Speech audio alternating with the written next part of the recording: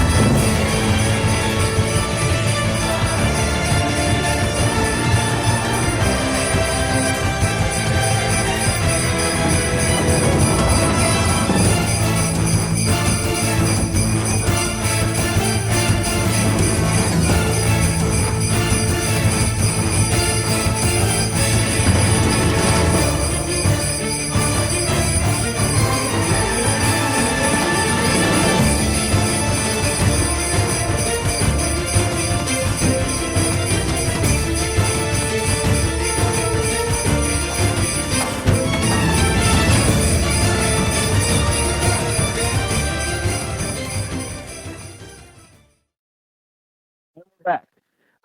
So let's dive right in. Today our story is going to take place in, correct me, Matt, but 1220. What's the letters? 1220 AOE. 1220 AOE. Okay. And we're going to be following the Department of Eliminating Otherworldly Nonsense Scenarios as they travel from the Erudite Conclave deep into the Dowarn Empire to the northernmost settlement in the kingdom, the Keep of White Peak in the mountains. All right, yeah, so our story takes us to, if you look over at Roll20, I think I've done this correctly, as always, prepared this image. You guys are in the back of this wagon driven by two oxen through the snowy mountains of the Dowarn Empire. And you are thinking back on how you all got into this situation. You were all recruited at different times by the Erudite Conclave, specifically Tomas Rothen, who is one of their senior handlers of adventure. He's kind of like the coordinator for many of the adventures that the Erudite Conclave sponsors. And he's also working with Ziggle Thunderdelver, who is the what is her title? The director of occult studies at the conclave. Okay. Name generator strikes again. Ziggle Thunderdelver? Yeah, that's a sick name. When you guys when you guys meet with them at the Conclave, you're surprised to see that Thunderdelver is actually a 132-year-old female dwarf with long chestnut hair and a beautiful braided beard. She's got green eyes and a sunburned complexion. She's tough and burly, but very quiet spoken. And she tells you all these things about witches and fey creatures that they've been tracking for many years. And she gives you this backpack full of many, many scrolls, a complete dossier of everything that the Conclave, at least, has learned about Baba Yaga. There are anecdotes and stories of both researchers and civilian alike encounters with the witch herself, or sightings of her minions, or the hut in different places at different times.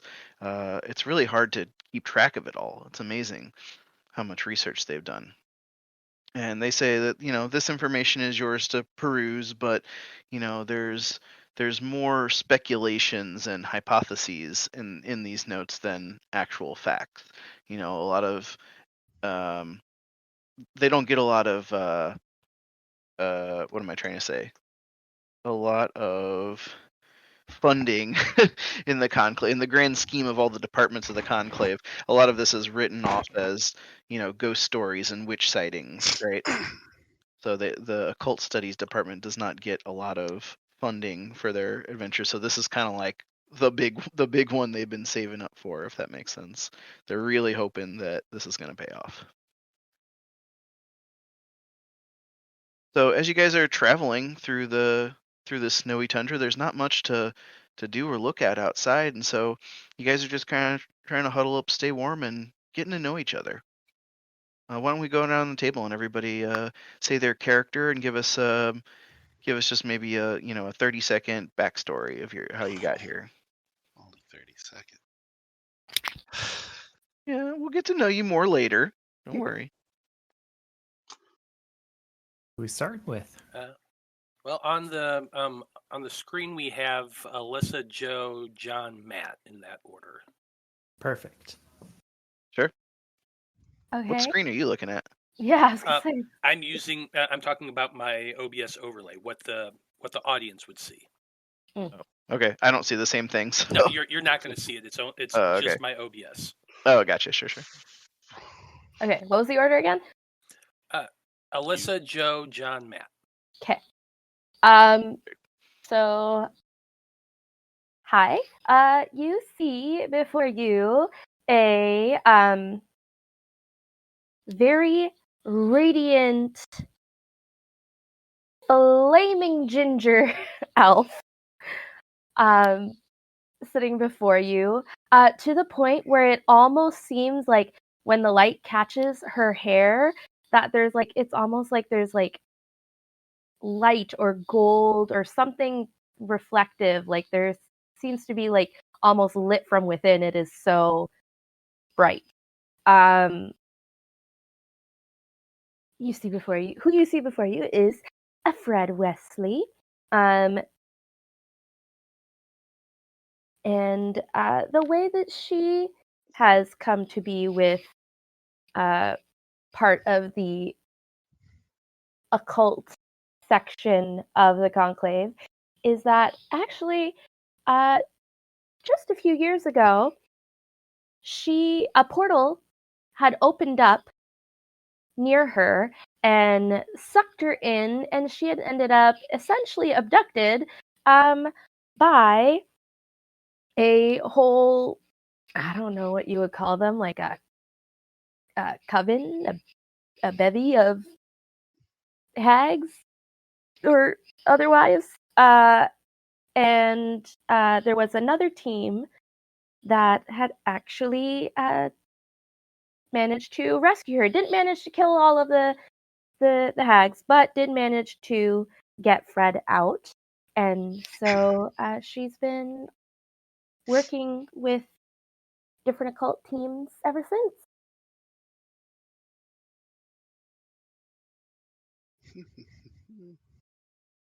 Well, I suppose for mine, strap in. 30 seconds won't be enough. You see, he's sitting on the bench. His feet don't touch the ground because he is a very wee creature. Sitting there 2.5 feet tall. Got like a deep crimson red robe on that kind of covers his body. Kind of like a little green filigree going down the middle of it. Pulls back his hood, and you don't see what you probably thought you would see. He still kind of has almost a somewhat normal humanoid look to him, but he is in fact a gingerbread cookie. His name is don't fucking you're supposed to laugh. His name's Hansel Grimm, but everybody just calls him Gingy. Can't imagine why. I know, it's shocking. He has actually been in Europa for a little while now, maybe a little over a year, because he was sent through the Feywild entrance in Gulfrin. That was the one we did that one shot in, right? Was Gulfrin with the xenophobic humans. Mhm. And the humans there on the wall that were protecting their area from the Feywild tried to kill him. Tried very hard to kill him. But he was sent there hunting a creature that had escaped into Europa. And he found himself, under fire immediately. He was able to get away. And he eventually was found because somebody alerted the surrounding militias, and the Conclave found out about a strange creature that had escaped Gulfrin into Europa at large. And so I'd like to think he came under the purview of Tomas, because he's very skilled, and he was sent there specifically to hunt down and kill hags. That's his job. His patron, he's a warlock. So are you the leader of the group? I don't know if he Have you would done be or other not. I missions mean, for the Conclave? I suppose you could make him if you want. I mean, if you really want him in charge, fuck it, he will take charge. Don't give me that power, John. You don't want that I'm in just my asking head. questions. You don't want me to have control. Yeah, but he's just been there a little while, and so Tomas is kind of using him until he can get his way home, because essentially that's his goal: is he needs to get back into the Feywild to get back to his patron, to his boss. He's still in contact with him. You might know him. He doesn't walk on 4 legs. He can, but he usually stands up on 2. He's got a red nose. Everybody knows who he is. I don't have to say the name. And he has to get home because, like I said, he has to report back that he has successfully killed the hag that he was sent out to look for. Cool. Sister Evangline. Yes, Sister Evangeline About your is character. certainly. She is a very young, I would say around 18-year-old cleric, currently dressed in a lot of blacks and silvers, sitting quietly as she prays, internally wondering how the hell she ended up here. She is questioning so much of her life choices. She just wanted to do right and follow all of Balrus's and the teachings of is her deity and everything, and yet she is currently surrounded by everything she does not understand. She's got elves, she's got children, she's got undead. She is questioning a lot right now. But this is a mission she was sent on by her Reverend Mother. And she's going to do the best that she can do because she needs to impress within the church. She wants to do well, she wants to be successful, and she certainly does not want to end up in charge of an orphanage. That is the last on her list of things. So we'll see how that ends up.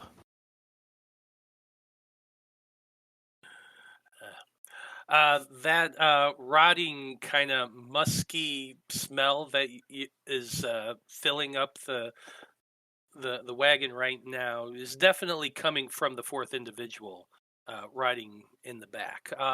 That individual, you can't see a whole lot of their features. They tend to keep this really damp-looking, moldy, mildewy, muddy kind of robe pulled over their shoulders and with a hood up over their head. What features you can see from underneath that robe definitely looks humanoid, but kind of graying in flesh. The eyes are milky white.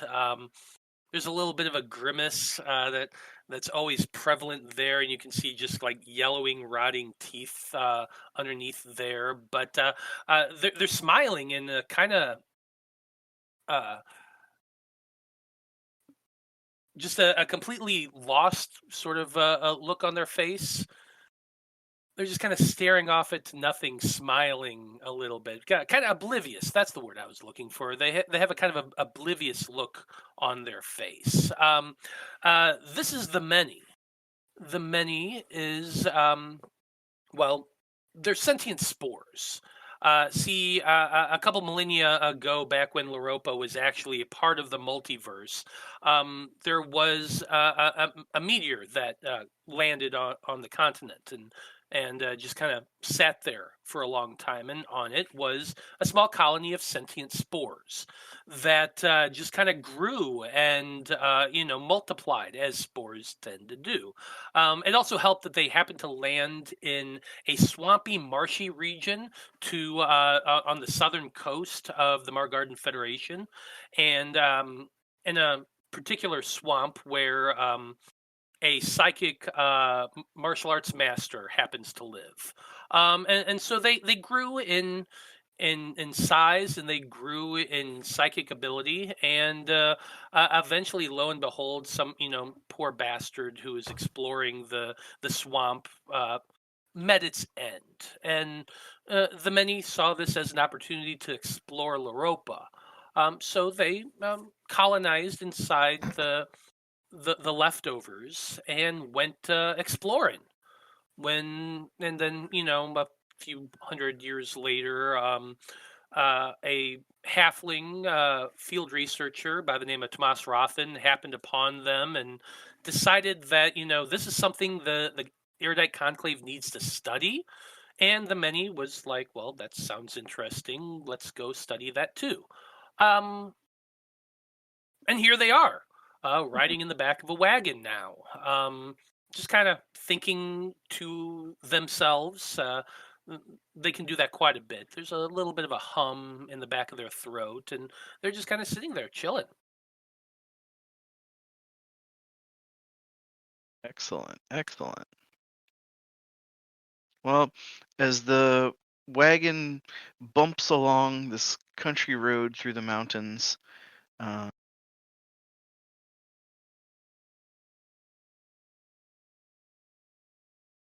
whoops, wrong button. As this wagon bumps down the country road in the mountains, you all are thinking about the current mission you're on. You know that the clues that the Conclave has received, the tips that led to this, were that this small town in the very northern part of the Dowarn Empire named White Peak is known for it's known throughout the area as really high-end producers of many wonderful dairy products from both cow and sheep. They raise these animals in the mountain passes during the spring and summer, and come winter they have a stockpile of dairy and cheese to get not only them but the surrounding area through the winters. And so everyone in this town is known to be very fair-skinned and a little cherubic and very happy and well fed.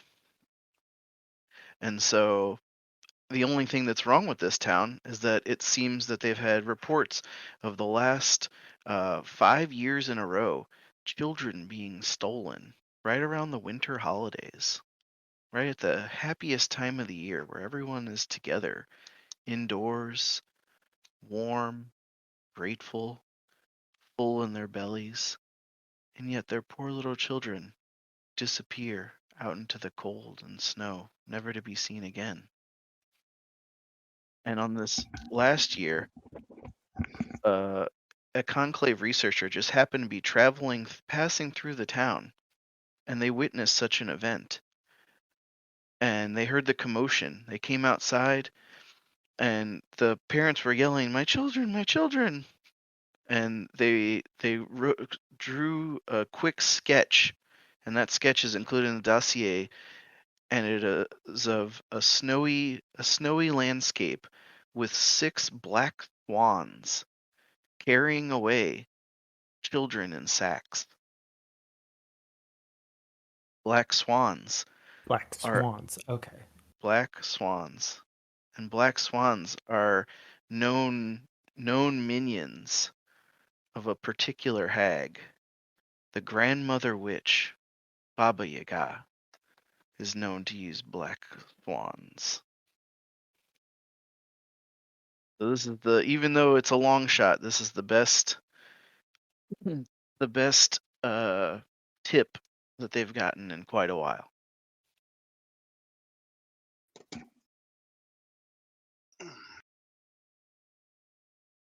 As you travel, it takes about 2 months. You start in the fall by wagon, and it's a long journey through these lands and up into the mountains. And as the year goes on and it gets deeper into the winter season, it snows harder and harder.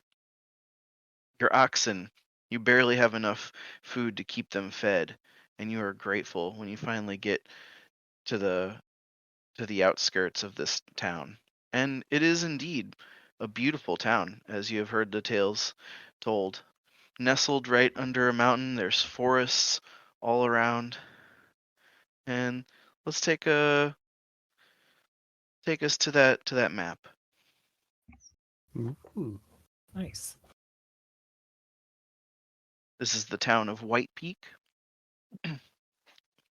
There's a big main building right in the center of the town that is the residence of the Baron, and serves as like the town hall government center of the town.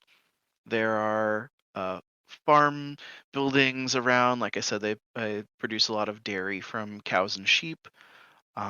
There's your typical blacksmith shop, a bakery, um, a Fletcher, a hunter store where you can get game meat.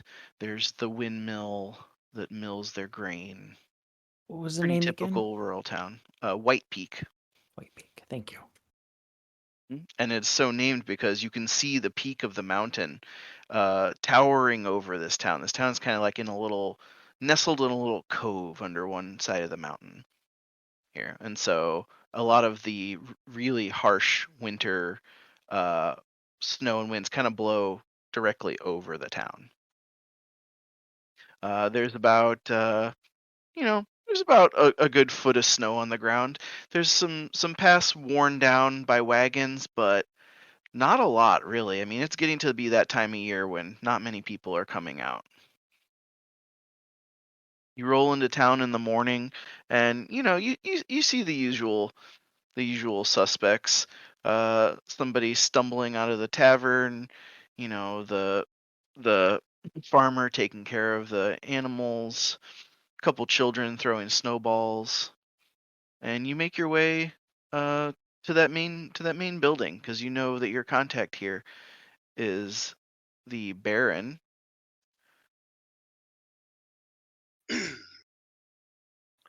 Yes, fellow living beings, let us go see the contact that we must go and meet.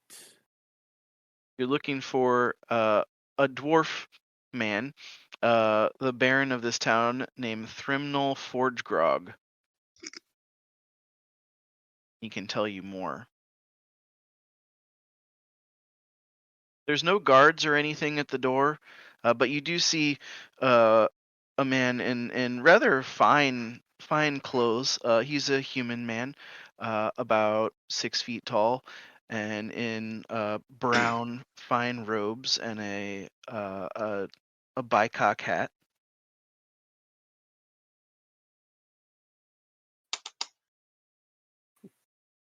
You said we're inside now. We had to. You guys there's are at about the a foot of doorstep. Oh, At the doorstep? Yeah, this man comes out. He just kind of nods to you, starts going upon his way. Hello, it is so nice to meet you. We were sent by the Conclave to assist with your problem. so nice to be here. It's Oh. been quite a journey. Oh, yes, yes. Right inside. The Baron's been waiting for you. My name's Rolf Woodleaf, by the way. I'm the town butcher. Pleasant Good day weather to we you. are having, isn't it? I mean, it's the middle of winter. I suppose it could be worse. It's not Yeah. snowing right now. Yes, it feels pleasant for us living beings, isn't it?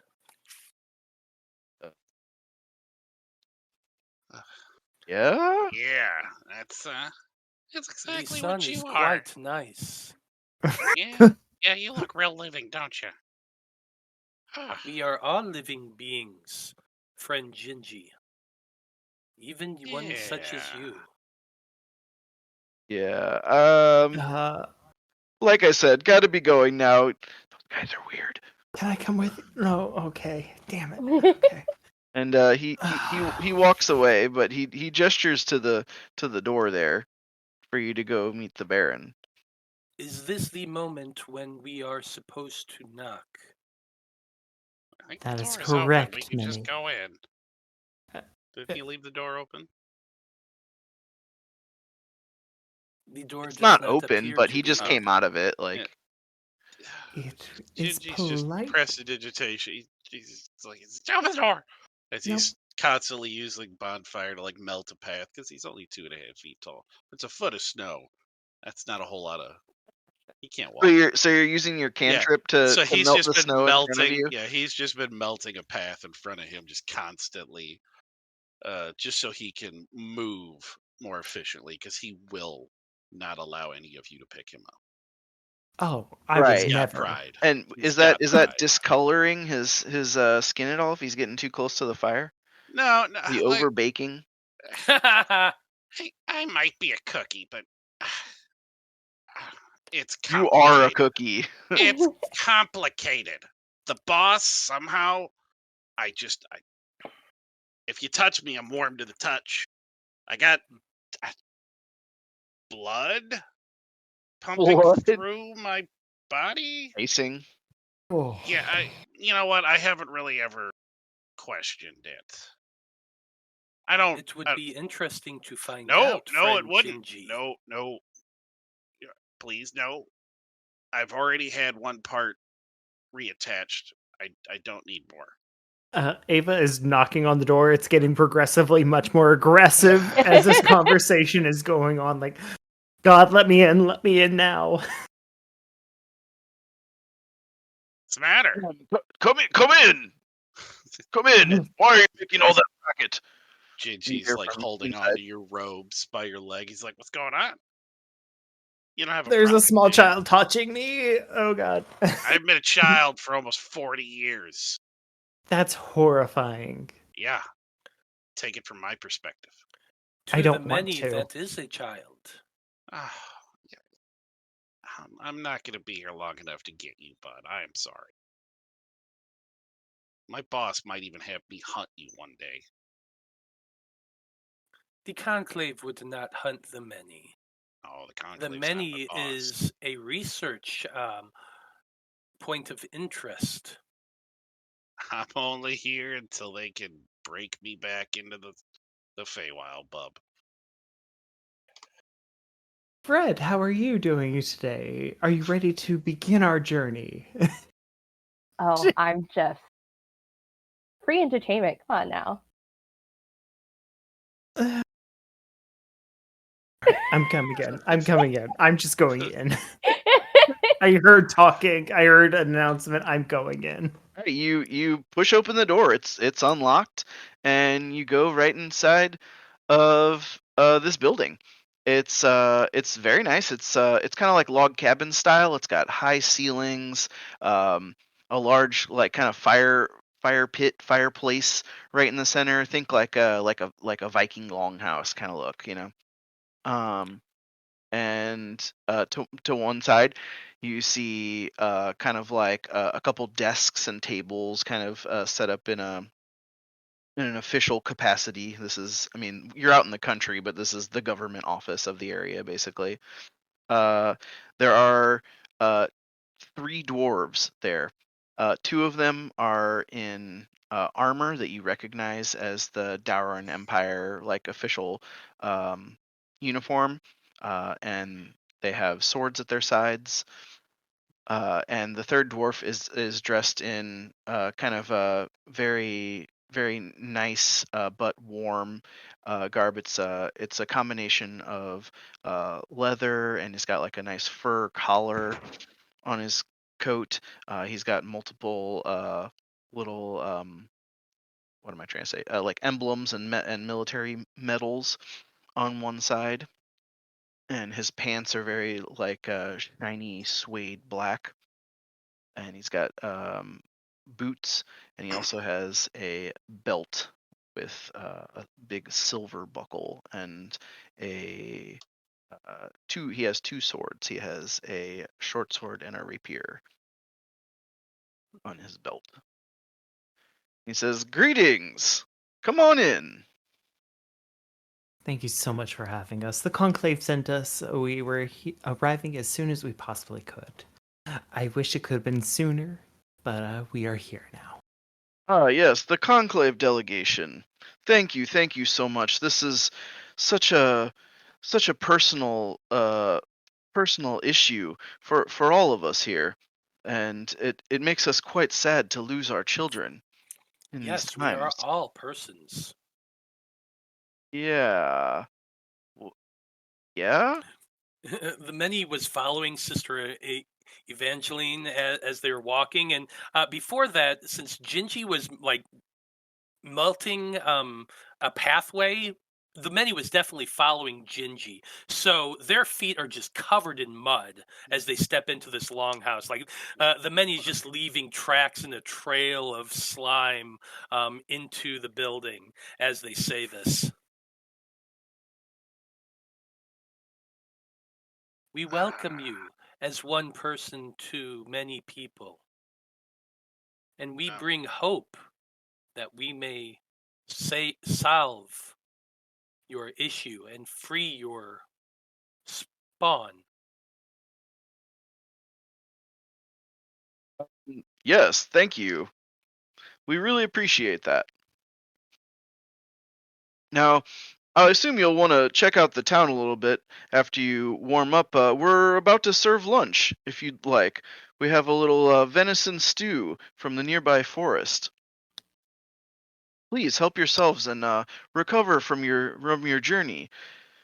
I'll give you a little tour of the town after lunch, and show you everything we know. Hopefully, it will aid you on your hunt, your quest. Thank you for being so hospitable. Where Thank is you the for stew? trying to find our lost children. Stew is right here. He motions over to a large cauldron over the fire, and it smells quite delicious. Wonderful. Ava is I'm going. smelling another sweet smell in the air, though. Did you all bring some sort of pastry with you? And he's looking right at Gingy. It's actually my incense. It's fine. It's special incense. Nothing for you to worry about. Nothing for you to question. It just happened. I think he was Incense, huh? he Well, was around talking here to me. we like our sweets after a meal. Hey, Doublegork, why don't you bring out some cinnamon rolls from the kitchen? Doublegork is the butler of the home, and hey, yes, sir. And he goes into the other room and brings out a plate of very delicious looking sweet cinnamon rolls. The many is going to walk over to Gingy. Friend Gingy, why did the other living being say that you smelled sweet? To the many, you smell of tree bark and roots.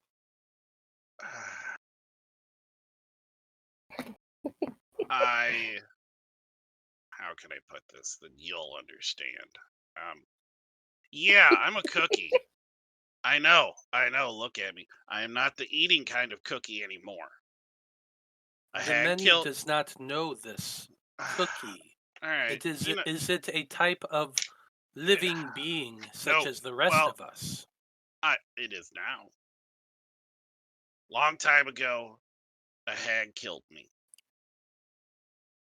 I don't know how to describe the boss. A powerful creature saved the cookie and trapped my soul inside. Now I am a walking, talking cookie. I don't taste like a cookie, so don't fucking bite me. And he's holed out. He's got a little hand axe out. It's got a twisted red and white handle. He's just like, fucking hit anybody that tries to bite me. The many does not need to eat, friend Gingy. Good. But it is good to know that there are other beings that inhabited other things to become the being they are this day. Yeah, I used to be a human child. And now I'm a cookie.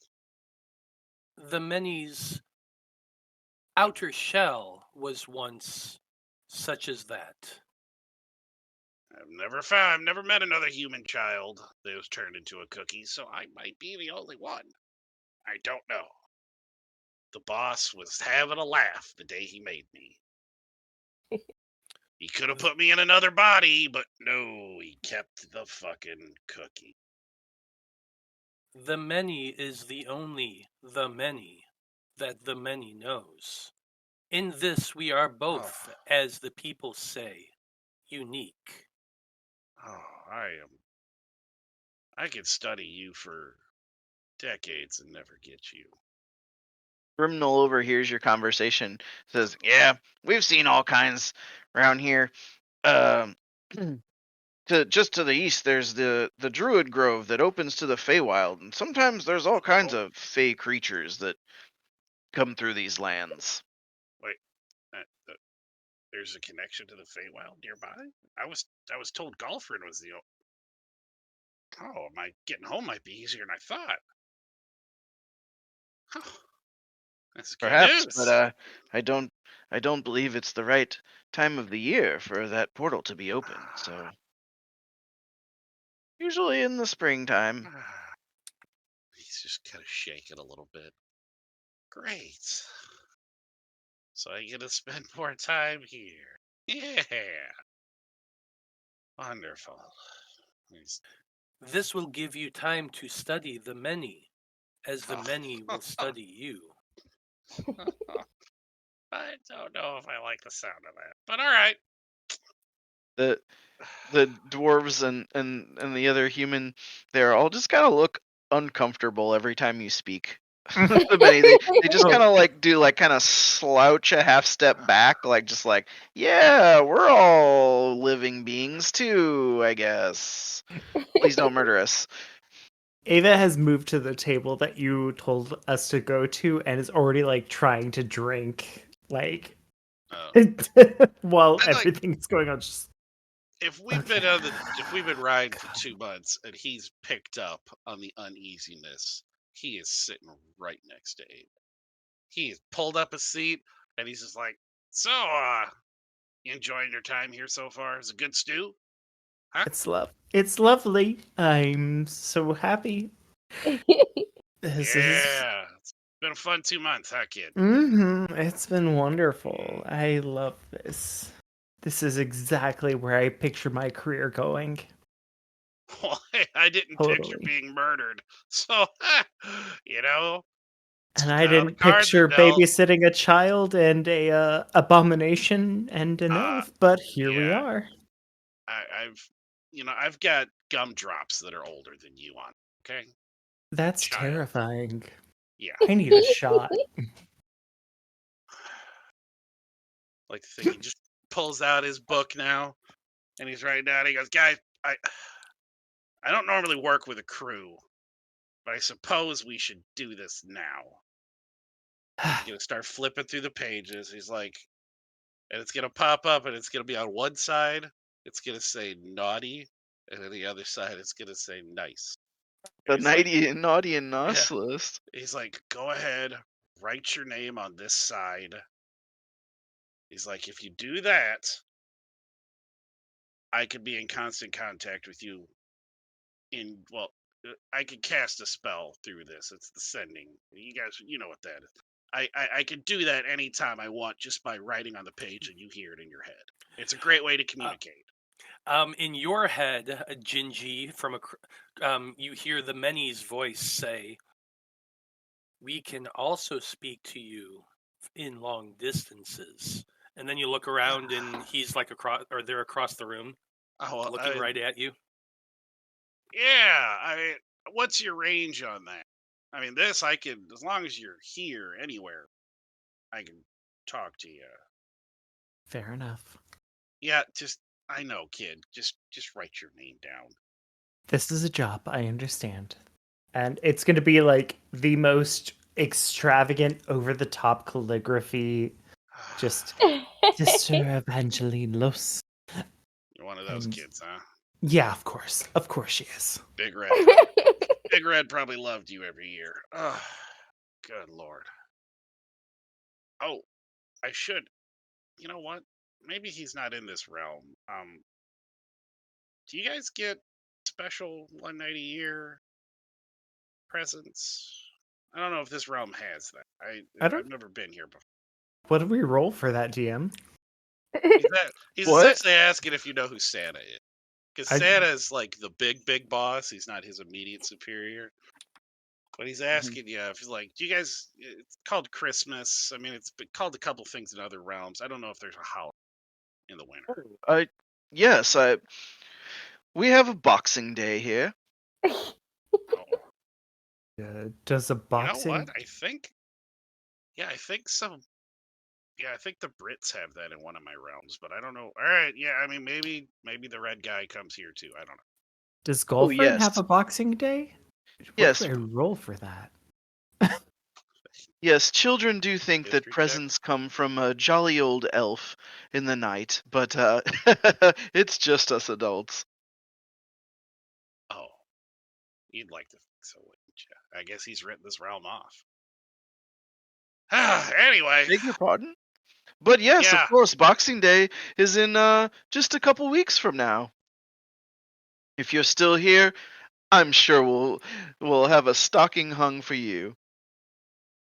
If the boss shows up, he can just take it with him. It's great. Most Boxing Days is just a competition. I tend to get first as she cracks her knuckles like... Oh, no frivolous violence like that. Oh, no, it's not frivolous. It's all for fun. It's fun violence. Violence. Yes, I see. Well, there is a tavern in town where they might have some sort of events like that, but I've never participated, so... It's fine. The Mother Superior said that I need to stop, so it's fine. I don't partake in such things anymore. You watch. Clearly. Children. What? He goes, and you watch children. No. She has threatened that multiple times, though. If I don't do well on my tasks, I will end up. So. Pretty sure you'd end up, and he's going to point to the other list. He goes, you'd probably end up on this.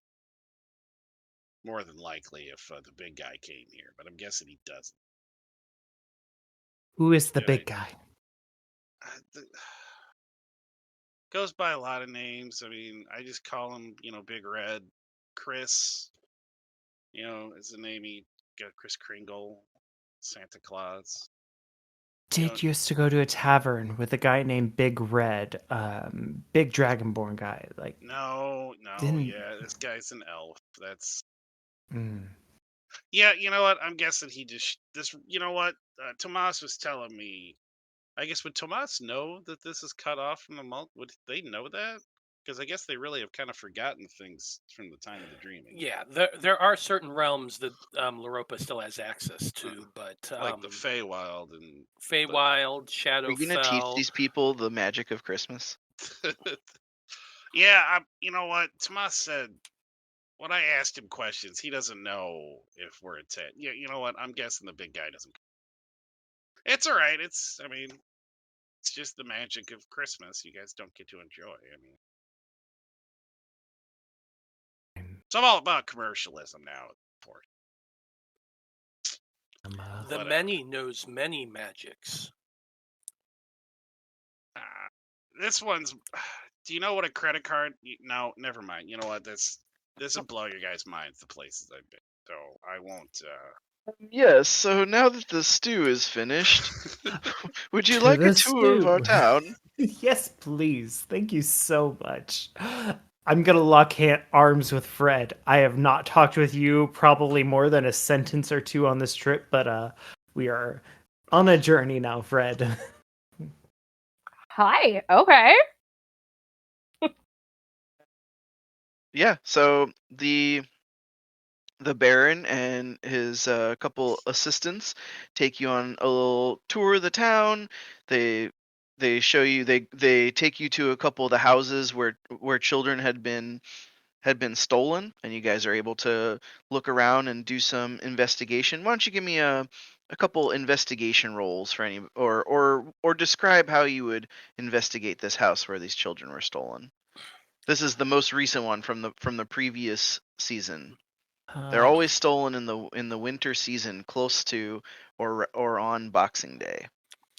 Well, the many would like to from a thematic point of view, the many would like to send out their spores, just stand in the center of the room and just kind of breathe, and those microscopic spores just spread everywhere.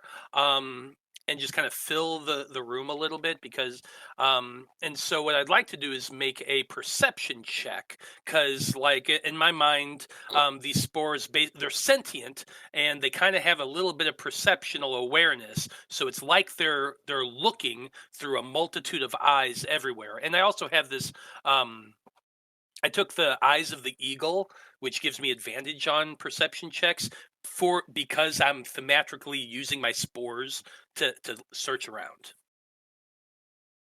Okay. Yeah, go for it.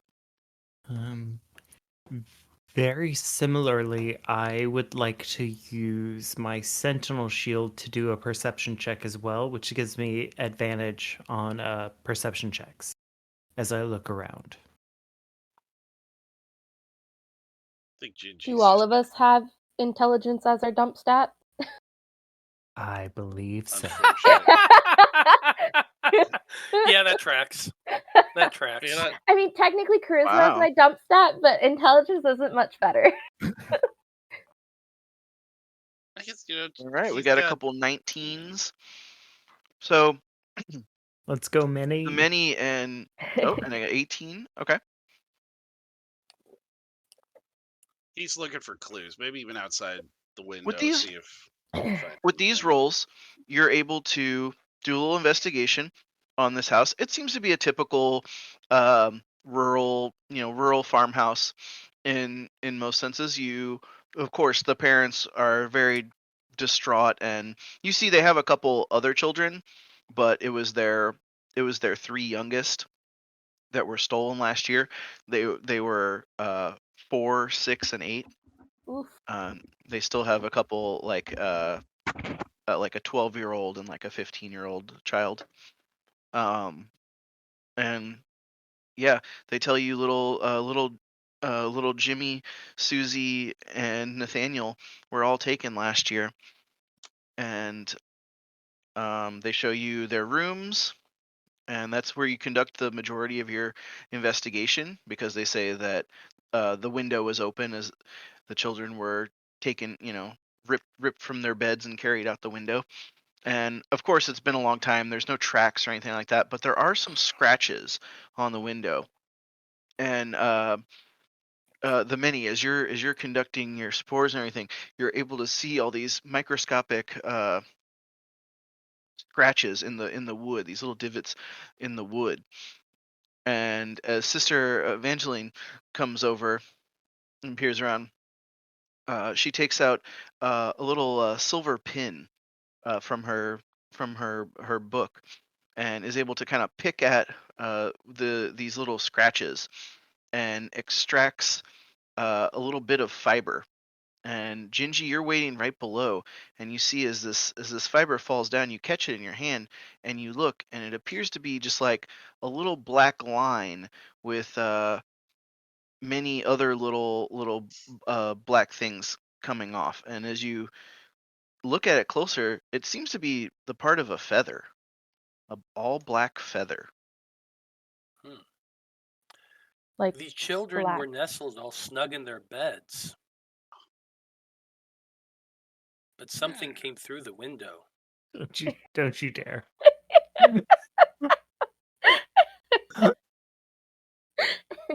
Oh, Someone's kind of God. big guy's ammo, but he likes chimney. Does it take children? May I You make also a... investigate the chimney. They do have a chimney and a hearth in this house, but no signs of foul play there. Fires have cooked away all the evidence. Oh, am I the What only one who Briana? laughed at that dad joke? That's sad. Yeah. Got him. What do you think, friend Fred? I mean, regular swans are vicious, hissing cobra True. birds. What? You got with swans? If they hurt you, Swans are ginormous and territorial and just very, very hissy. True. I had my leg broke by a swan when I was like 10. They're terrifying. Right? what the? Geese, not much better. A little bit smaller, not much better. True, but they don't hit you with a baseball bat. Yours was carrying a baseball bat? No, but did you know that swans, when they really get into it, it has the same velocity as a bat? That is both from John the player and John in game. Swans will destroy you if given the chance. No, swans are fucking terrifying. They're real dicks. I was also bit by a black swan when I was a kid. Oof. They're just part of a song back home. 7 of them. Yeah. Isn't it Ugh. swans that have like the not teeth but like barbs on their tongue or whatever that actually razor Yeah. tongues. Yeah. Ooh. No, thank you. The many has not seen a black swan before. The many would be interested. I mean, how far are the beds from the window, and how big is this window? Like, could a giant swan fit through this? Investigation check. The many will guide you, Fred. Appreciate that.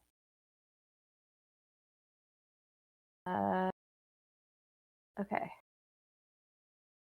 So, investigation and then plus a d4? Yep. By the end of this game, you are all going to be covered in spore dust. Great. Fantastic. Do I have prestidigitation? Oh God, do I have prestidigitation? And then plus a d4. If you Hold don't, on. you can come to the cookie. He does. So that's 14. Yeah. Wait, why is it Yeah, rolling? with a 14, you're pretty sure that a standard sized swan could fit through this window. It doesn't seem like the typical behavior that they would have, but they definitely would fit. Swans aren't big enough to pick up a child, though. They're dumb fucking birds. If they're normal swans, you are correct. But I mean, as wait, is all the bedding still on the bed? The bedding? Yeah. I will say, the beds are all like made perfectly. This is kind of like a shrine for it's very sad for their missing children. Can I ask the parents if they noticed anything else missing other than their children when they were taken? It's like maybe they like grabbed the bedding and so like they kind of made like a little kids. Not stork kind of bullshit. Like yeah. I mean, the swans don't exactly have opposable thumbs here, so like, but True. they can like pinch the blanket over this side, pinch the blanket over that side, and then pinch the blanket and just lift. But Right? I would like to ask as well. We had already established that we knew kind of the creature established and who was tied to them. Yeah. Or I think- was that like preliminary? Like we knew that the swans were involved. Yeah, that's part of the folder Yes. that we were given, yeah? Yeah, correct. That was like the clue. That was like somebody saw swans. Mm. And so Question. you pretty much confirm that now by investigating this. Yeah. That there definitely have been some swans here. Question. You said that the kids were taken when? Boxing Day. Boxing Day last year? Boxing Day last year. So Perfect. about almost a year to the date. Okay. Okay. If I look out the window, do I see like any nearby trees? Mm. Yeah, there's trees around like the edge of the town. Sure. Like There's one within- about 30 feet from this house. Okay, so within a good view of the house. Yeah. I would like to go talk to the tree, please. Sure. Okay. Not saying anything to anybody. The many just walks over to the window, looks out, kind of squints a little bit, then turns and leaves the house.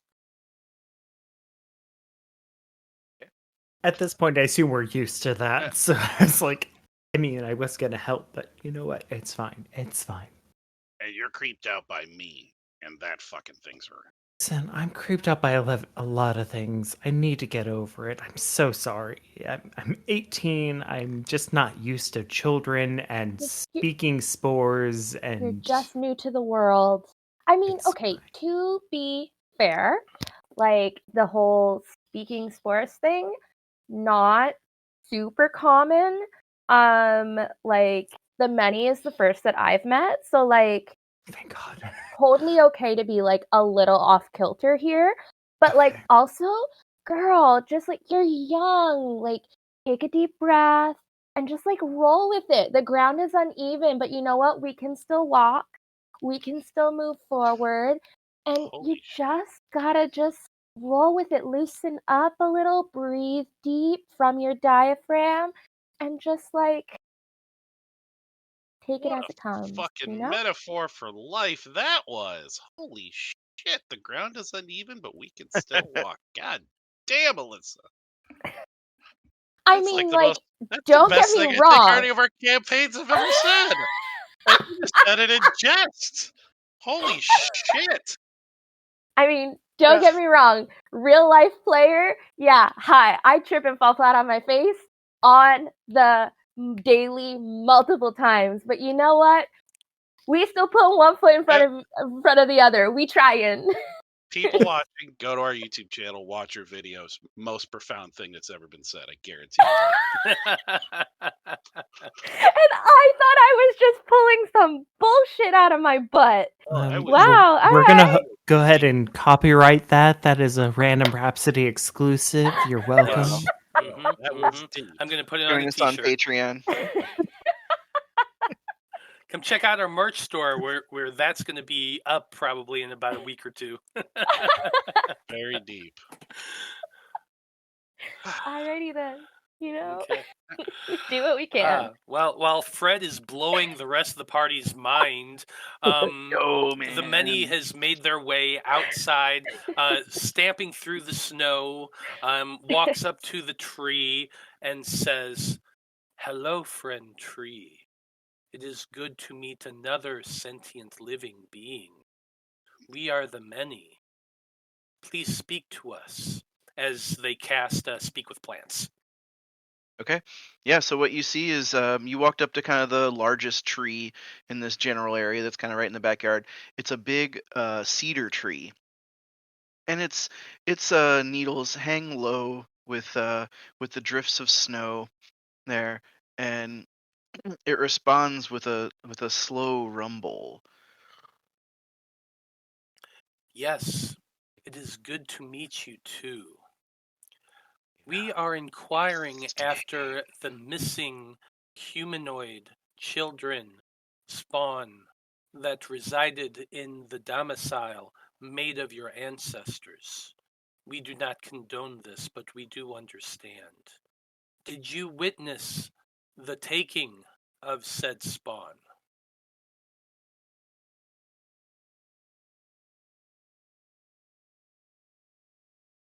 Seasons have passed. Can't hear you. Have I? Many seasons have passed. Much have I witnessed. Children, I am not sure. Webbed feet, flapping wings, heavy bag, heavy snow. Did you witness the direction the webbed winged individual with the bag went?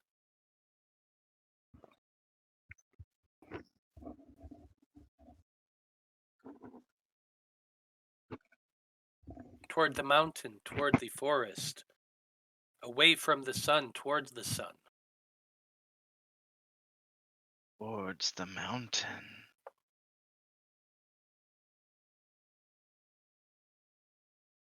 Did you witness it in flight or on the ground? Our roots, they go far. I could feel them walk the ground and fly from my branches.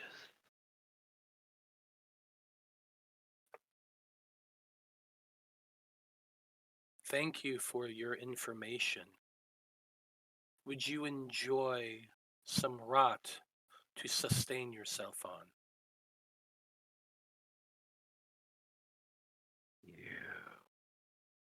It's hard, but we always survive.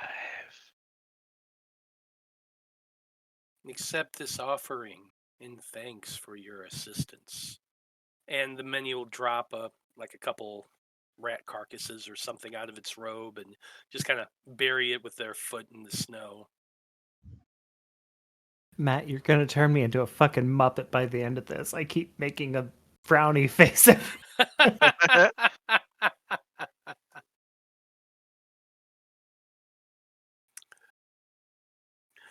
The many will look towards the mountain in the direction that the tree indicated and return to the rest of the group and say, the black-winged creature with webbed feet traveled towards the mountains. And they'll point out the window in that direction.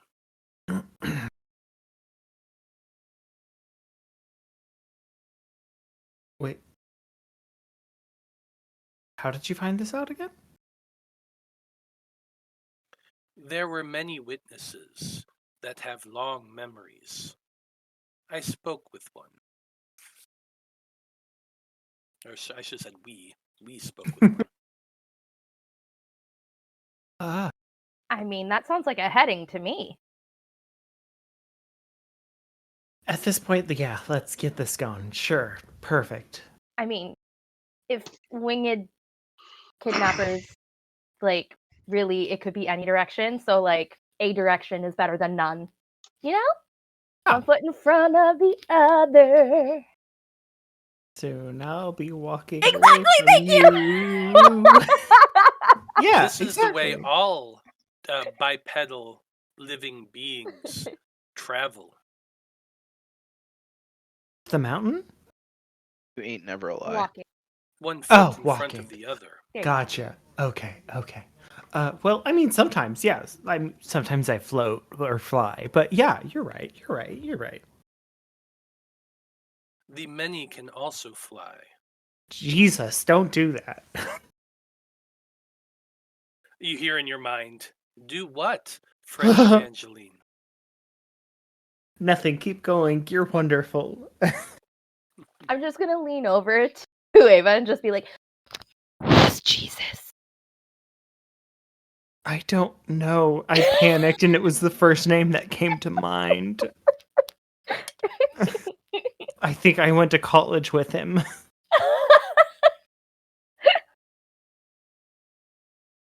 Good guy? Sounds like an individual with a long beard reeking of patchouli. You are correct. The many knows. All right, so what do you guys do? Head to the mountain, I guess, or start heading towards it. Well, You want to head to the mountain right now? I mean, if you would like to, if everybody is up for it, perhaps we should partake in a feast before we begin our excursion. It has been a long time, and I think that, you know what, let's start this journey off correctly. It has been I'll say it has been a few hours since you guys have kind of just explored the town, and you've done these same sort of investigations at a couple of these houses where previous children had disappeared, and it's getting to be nightfall. You know, it's the winter. The wind's starting to blow. It's getting pretty cold. So the Baron tells you guys that if you'd like to stay lodging for the evening, they've already pre-set up for you to stay with what is the guy's name? I just said his name earlier. I think I wrote it down too. Which was one, it Thriminal? No, Rolf Woodleaf. Oh, Rolf Woodleaf is the town butcher, and he's his children have not disappeared, but he does have children. And he's just volunteered to give you guys a place to stay. Well, so he lives right on the edge of town, right by the little lake that people fish from, and he's got a nice little place. If that's the case, then if we're just going to rest the night before we begin our excursion, I can make breakfast in the morning. Or if we want to continue our journey, let's start with quite a banquet, a feast, if you will. The many does not need to feast. The many does not need to rest.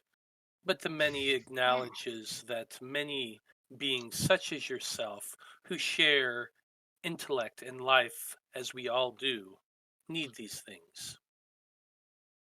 My goddess, you are such an interesting creature. I actually don't have to sleep either. I don't know. It's just. I mean, how far is it to the mountain? Like, could we feast in the carriage thing that we came in? Yeah. On the way? You guys asked Rolf, what is his name? Rolf. You asked Rolf like how to get to the mountain and everything, and he says it usually takes about a full day's hike, but right now the snow is so deep, it probably twice that, probably a couple days to hike to the peak. To the peak? Oh, no, but just like to get to the mountain. Not to the top of the mountain, but just like to the mountain. Yeah, I mean, you guys are on the mountain. Yeah. Like this is the most farthest north settlement. Okay, so the mountain that the many ended up pointing to, it's not a different mountain, it's just the peak of the mountain we are currently on. Yes. Gotcha. Okay. Perhaps they are right. You most likely need to rest. Well, if we don't, the ox certainly do, so maybe we should give them a little break, a nice warm stable barn to stay in for the night, nice and cozy, and then we can go tomorrow morning. Begin that whole I don't think we can use them to go up the mountain. I think we have to, like, he said hike. Oh, we gotta hike? So, okay. Like, on our little legs. See, this is where I don't believe the oxen will do you much good beyond here. There's no real roads to speak of, and the snow is so deep, they would just struggle. This is where making a joke character hurts me. The Baron did send over some gifts for you, though. I mean, he made me promise not to let you open them until the holiday came, but if you're planning on leaving right away...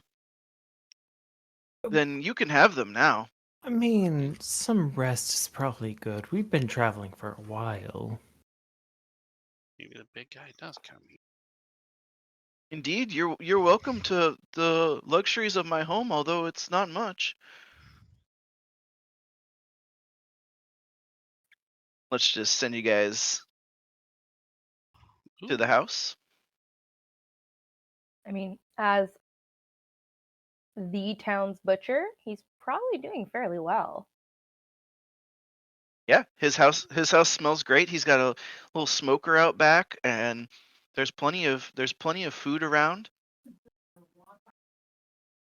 He's got a nice big roast leg of lamb on the hearth.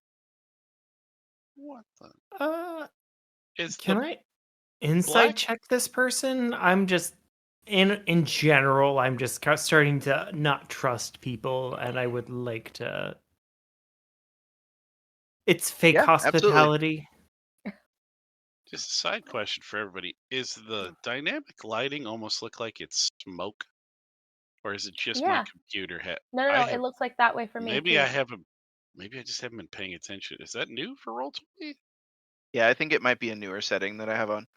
Yeah, I haven't Interesting. noticed it before. I thought I was fucking. So it's getting to be nighttime, and one of you give me a perception check as you're walking across the town to Rolf's cabin. Low to the ground, but shit, why not? Let's see if. Oh shit! Just like with Cog, low to the ground, but he sees everything. Evangeline's been looking at this guy for a while and really focusing on his mannerisms. I got a 25 on insight to just see how generally trustworthy he is. Yeah, we'll do these in order. Sister Evangeline. Okay. You are trying to study Rolf's mannerisms and see if he fidgets. Is he moving his hand toward the knife at his belt? Is he looking real shifty? Do you sense anything not kosher about this guy? And you had a little suspicion at first, but honestly, he seems like every normal rural townsfolk you've ever met. He's just a real passionate guy about his work. He loves his kids. He loves animals, although he has to kill them for a living, and he understands that. And Had me at the beginning. he's got a lute in his cabin. He likes to sing and have music around. He's just a generally nice guy. Nice.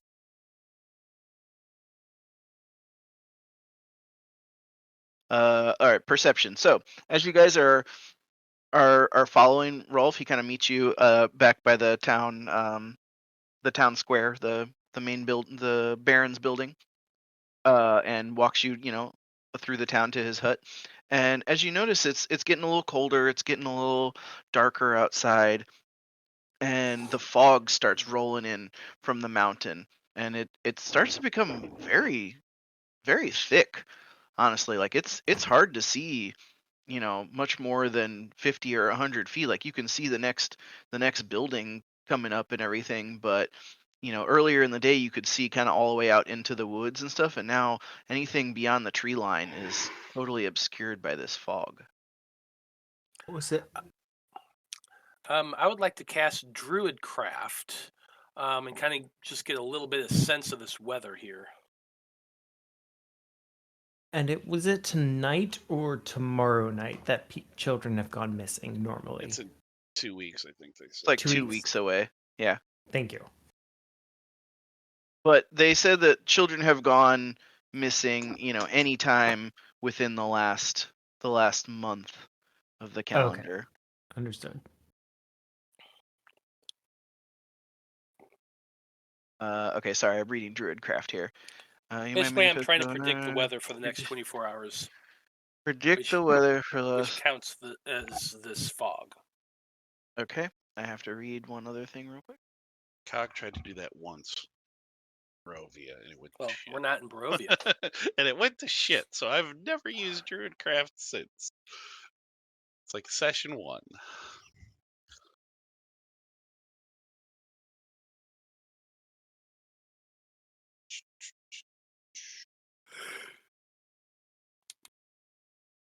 Okay. Yes, as you're using this little orb and you're peering into it, you see that this fog persists. It just swirls around in this little orb, and it tells you that it's gonna persist the next night as well. This fog, it seems to wish to linger over this town for a time, at least for the next day or so. This seems suspicious to the many. And then the many will touch themselves and cast Gift of Alacrity. So I can do it once per Okay. long rest.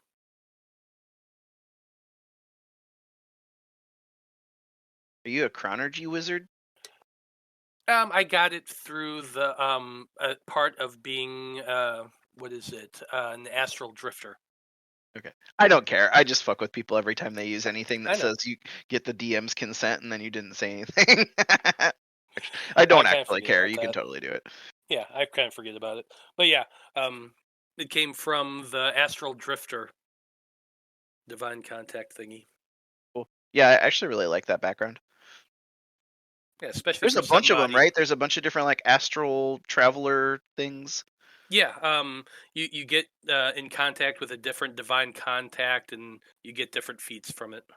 Yeah, I think I was gonna take that on my druid that I never actually got to play, but I had built out.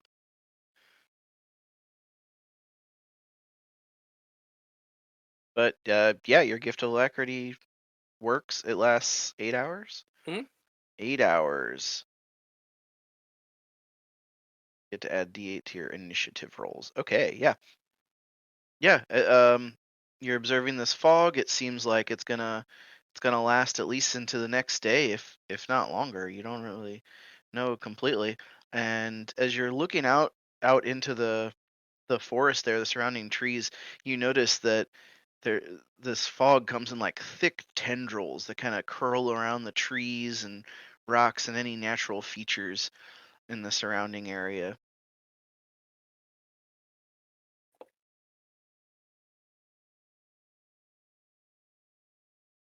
Sorry, ignore that.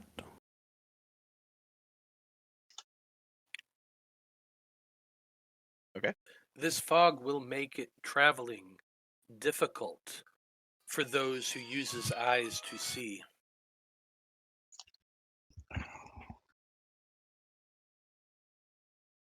Sure will. Well, If you want to blend in, you got to talk. I don't know. You just say some weird things. What do you mean, friend Gingy?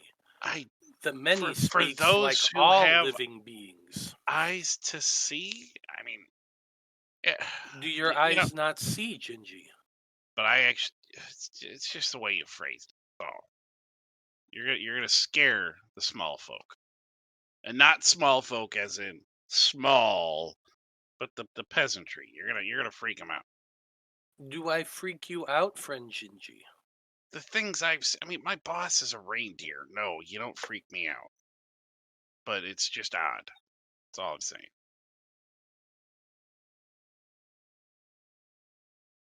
The many just smiles at you. So as you guys get to the cabin, Rolf introduces you to his 3 children, and then they run up and greet him. They hug him around the leg. Say, "Papa, Papa, you're home! You're home!" "Oh yes, kids. I've just been on some official business for the mayor. We have a few guests tonight, so be on your best behavior." "Oh, Papa, we will. We'll be on our best behavior so we get treats." "Oh yes, yes. I brought some of those cinnamon rolls that the Baron always makes. But you have to eat your dinner first." And he puts the cinnamon rolls up on like the hearth for the fire to stay warm. The children's names, there's 2 boys and a girl. They're Heather, Matthew, and Tobias.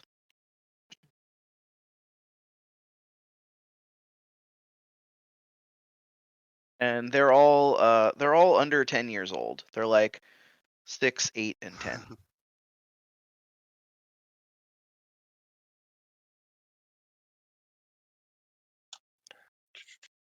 Ah, what interesting spawn you have created. Did you self-replicate?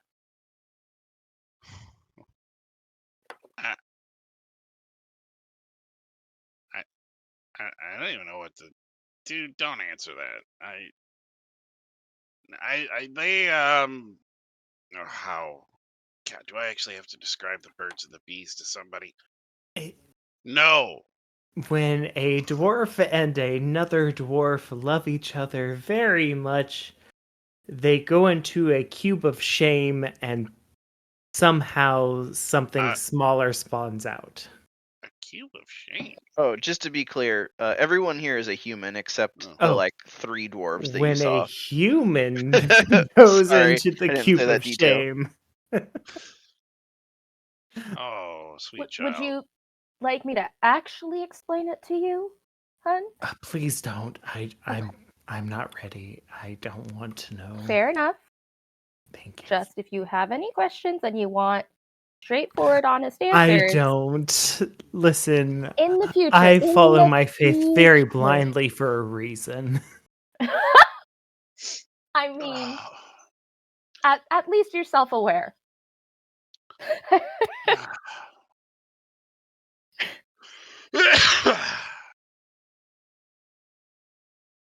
No RP They were I not can make for created that. through cell division. Well, Cell didn't know division that. was involved. What's a cell? Yeah, I was gonna say, what? However, and I'm just going to kind of take the many over to the side and start whispering and explaining to them. After about 15 minutes, that seems messy and unnecessary. Yes. Well, humanoid reproduction tends to be messy and overly complicated for no reason. And we're even not really very good. Why not just skip it and go straight to the cell division? I mean, I'm sure that would be nice for some, but we just don't have that capability. It is quite Yeah. efficient. I can imagine. Yeah. Probably not as much fun though. Well, all that's But going now you on, I think know, and I pat Evangeline them is on going the to go to shoulder. Gingy. I think while all that's going on, Evangeline's going to turn to Gingy. Do you want to take a shot? I know he shouldn't, but Oh, well, what do you Like, got? hold I on. like a good mulled wine. Rolf does in fact have mulled wine that he's keeping Ho-ho. near the hearth, but if you ask him, he's Oh. also got some whiskey stashed away. My goodness. My cup floweth over. And I mean, obviously, I try not. I am a magical creature, but look at my frame. Listen, That shit'll put me on my ass. So I usually take 1 mug of mulled. it's enough for fine. me. With Lamentress's blessing, all things are possible. Take the shot with me. I need it. You need it. Yeah, he'll do a shot with it. Yeah, Rolf says it's a cold winter night. I'll drink to that if nothing All else. right. And also, I'm really thankful for you guys coming to our town and trying to save our children. Gosh, they mean the world to us. Don't they? Well, here's to you, here's to me, the best of friends we'll ever be. And if we ever disagree, well, fuck you and here's to me. And she's gonna shoot him back. Wow.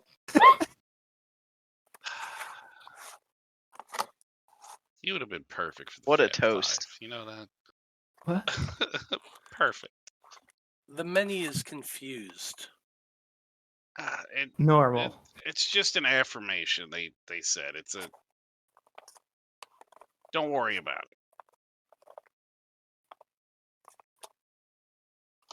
it. The Just many something. just stare at you. Something some people say. It's just. It's very complicated. So complicated. Yeah, social interactions. I'm like I said, you got to learn to talk better if you're going to be around Many other living beings. Many living beings are complex and complicated. The many is simple. Yeah, it's probably a better life. I'd like to think maybe Oh. before you did your shot, Gingy prestidigitates and it tasted like a candy cane or something like that. He's just right real quick before it goes down the gullet. He's like, peppermint. Gives you a nice burn on the way down, doesn't it? I did a smoked chocolate and peppermint kakagori at work. I feel like my breath is better now, actually. Yeah. Yeah, I don't know why, when the boss came up with these, do you know what? Do you guys brush your teeth in this realm? Do you keep them clean? Matt, do people in the robot brush their Oh teeth? yeah. Oh yeah. People have been Okay. brushing their teeth for Well, hundreds of yeah. years. Okay. Oh, Yeah. yeah. Dental A lot of- hygiene, yeah. A Top lot of of the times, plot. they put a mint in it to give it a flavor, and the boss made these things to. He's like, he pulls the kid. He made them taste the same way. I don't know why, but surprisingly, it's not bad, is it? Yeah, it's kind of nice. That is nice. Usually the Reverend Mother's, hers kind of tastes like shame, just to make you feel bad. This is something you have to do. That's normal, right? All the shame. When the many No. loses a tooth, they just find a new one to put back in. That's horrifying. I'm gonna go to bed. All right, are you all turning in for the night? Yeah. So, Gingy doesn't need to sleep, but he's kind of almost wishing he could, just so he doesn't have to sit with the many. Because the many absolutely just sits there and dead-eye stares everybody that's asleep, just watching them, observing.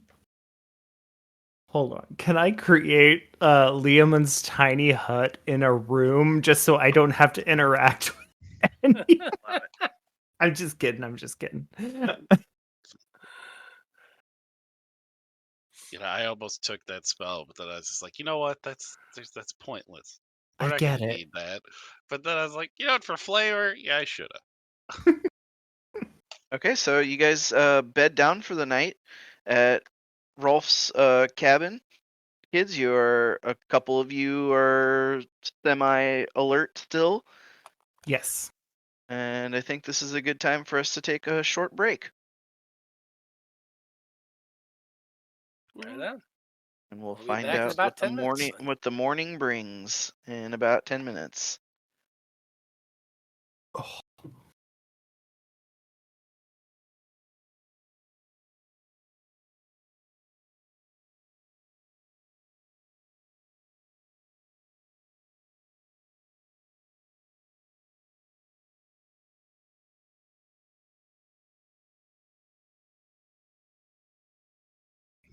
Yo, we're back. And our party of heroes is just waking up for the morning in the quiet town of White Peak. In butcher of the town, Rolf Woodleaf's cabin with him and his 3 children. It's another snowy, quiet winter morning. What are you guys gonna do? The many, of course, did not really sleep. So whoever wakes up first, you're the individual that the many is currently staring at. The many is just fascinated by other living beings, and so watches them whenever they have a chance. So, like, whoever wakes up first, they're waking up to see the many's milky eyes just staring at them. Am I the only one that actually needs to sleep? Because I know that elves kind of Oh, yeah. trance. Mhm. And That's true. So yeah, it's definitely Sister Evangline. I mean, does the many even blink? The many occasionally remembers to blink. This is something they have witnessed living beings such as the many do Right, from time to time. of course. So occasionally the many remembers to do so. Mm.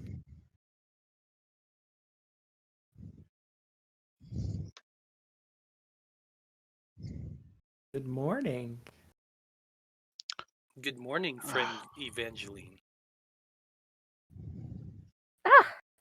Everyone finally ready to get started? Yes, please. Yeah, Rolf gets up too. Oh, morning, you all. Do you have an adventure plan today? I'll cook some breakfast if you want. The many does not need sustenance. I mean, the plan Great. is eventually to just head towards the peak. Or start heading that way, anyway.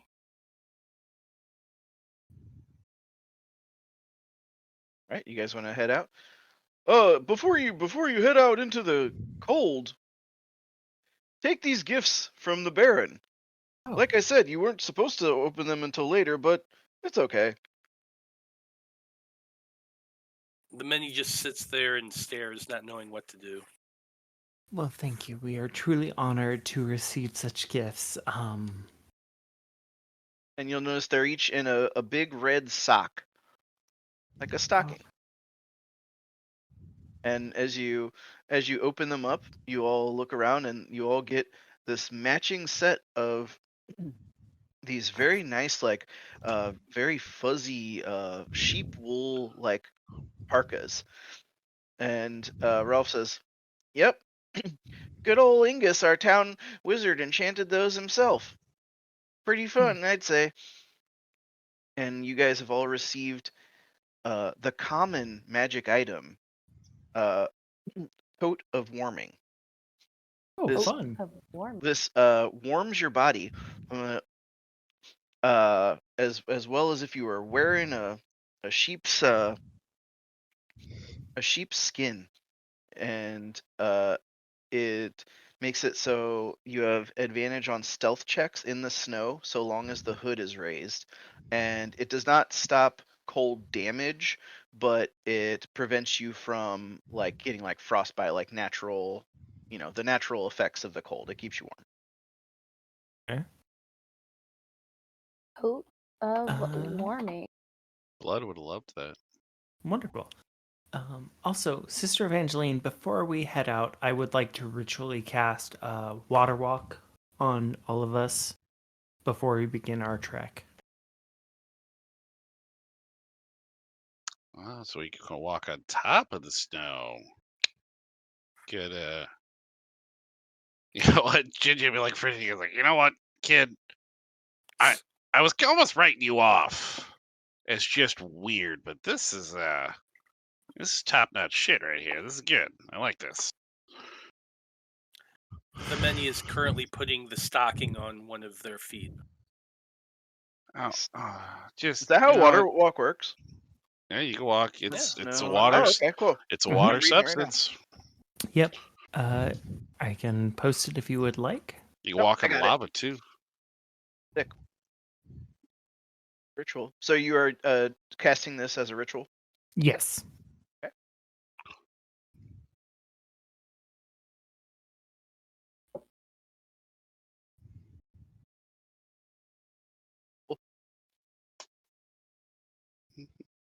The many is now wearing one red stocking and has one muddy barefoot.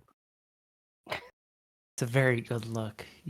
I- Very fashionable. I think almost just like out of kindness, like, you know what? Take mine, make it a set. So you don't look too odd, just odd. The many will gratefully accept these many gifts. Mm-hmm. Mm. Mm. You said you inhabited a humanoid creature before. Do you know that creature's name by chance? Do they have like a name tag or something written in their clothing? Because calling you the many is just. That is what we are. We are the You many. know what? I'm gonna call you Manny, I just like so it that. doesn't sound as weird. Manny makes sense. Manny the many, but just gonna call you Manny. But we are just the many.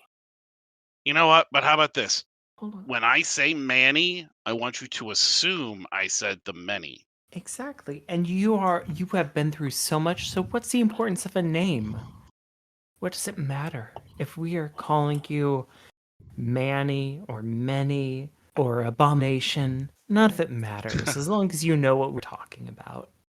Oh, kid, you must be great at parties.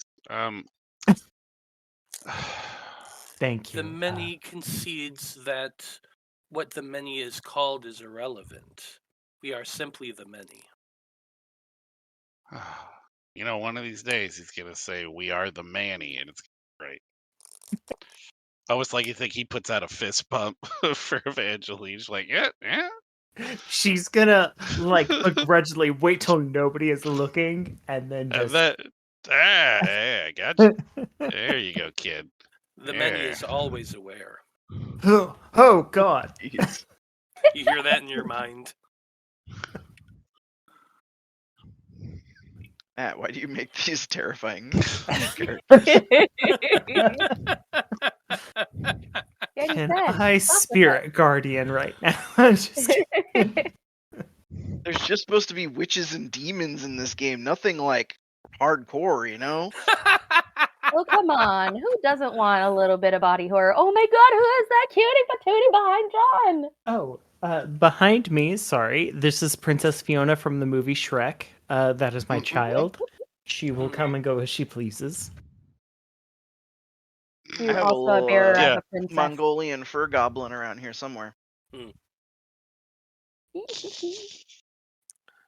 And stream stopped, guys. Let's just look at the puppy. Good thing we're just recording this so I can edit all that shit out. Sick. All right. Well, all right. You guys have cast your spells. You're ready to start traveling. Mhm. Ooh, pardon me. You guys get to the outskirts of town, and the fog starts rolling in again. And the farther you get into the trees, it's really difficult to see. You know, your visibility goes down to basically about 50 feet. You know, you can see like the next set of trees and a little bit, but you know, any real distance, you know, is just lost. So how do you guys navigate through this? Because it's pretty difficult to see where you're going. The many will continually cast gust and use the wind to push an area in front of the party so that we may see a little clearer. Okay, I like that. How wide can gust blast a hole? It's basically like a 5-foot hole that you're just blasting in front of you as you go. 5 feet, strength saving throw. So let's see, yeah.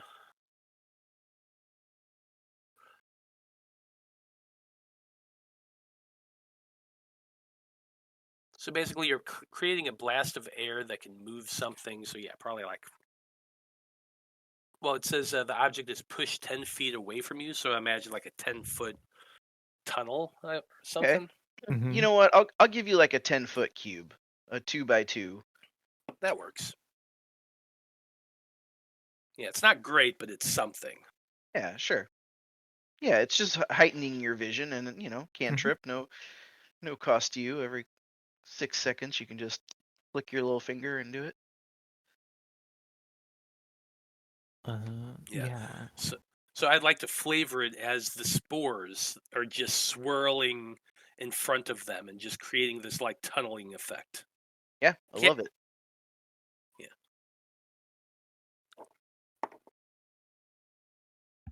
Yeah, so as you guys are traversing through the woods, you're walking on top of the snow thanks to Evangeline's water walk keeping you up, and the many is leading the party with his tunnel vision, kind of like a telescope to his eye of these floating spores in the air that he's able to look down and see a little bit farther and direct you this way, and you guys continue to go due east.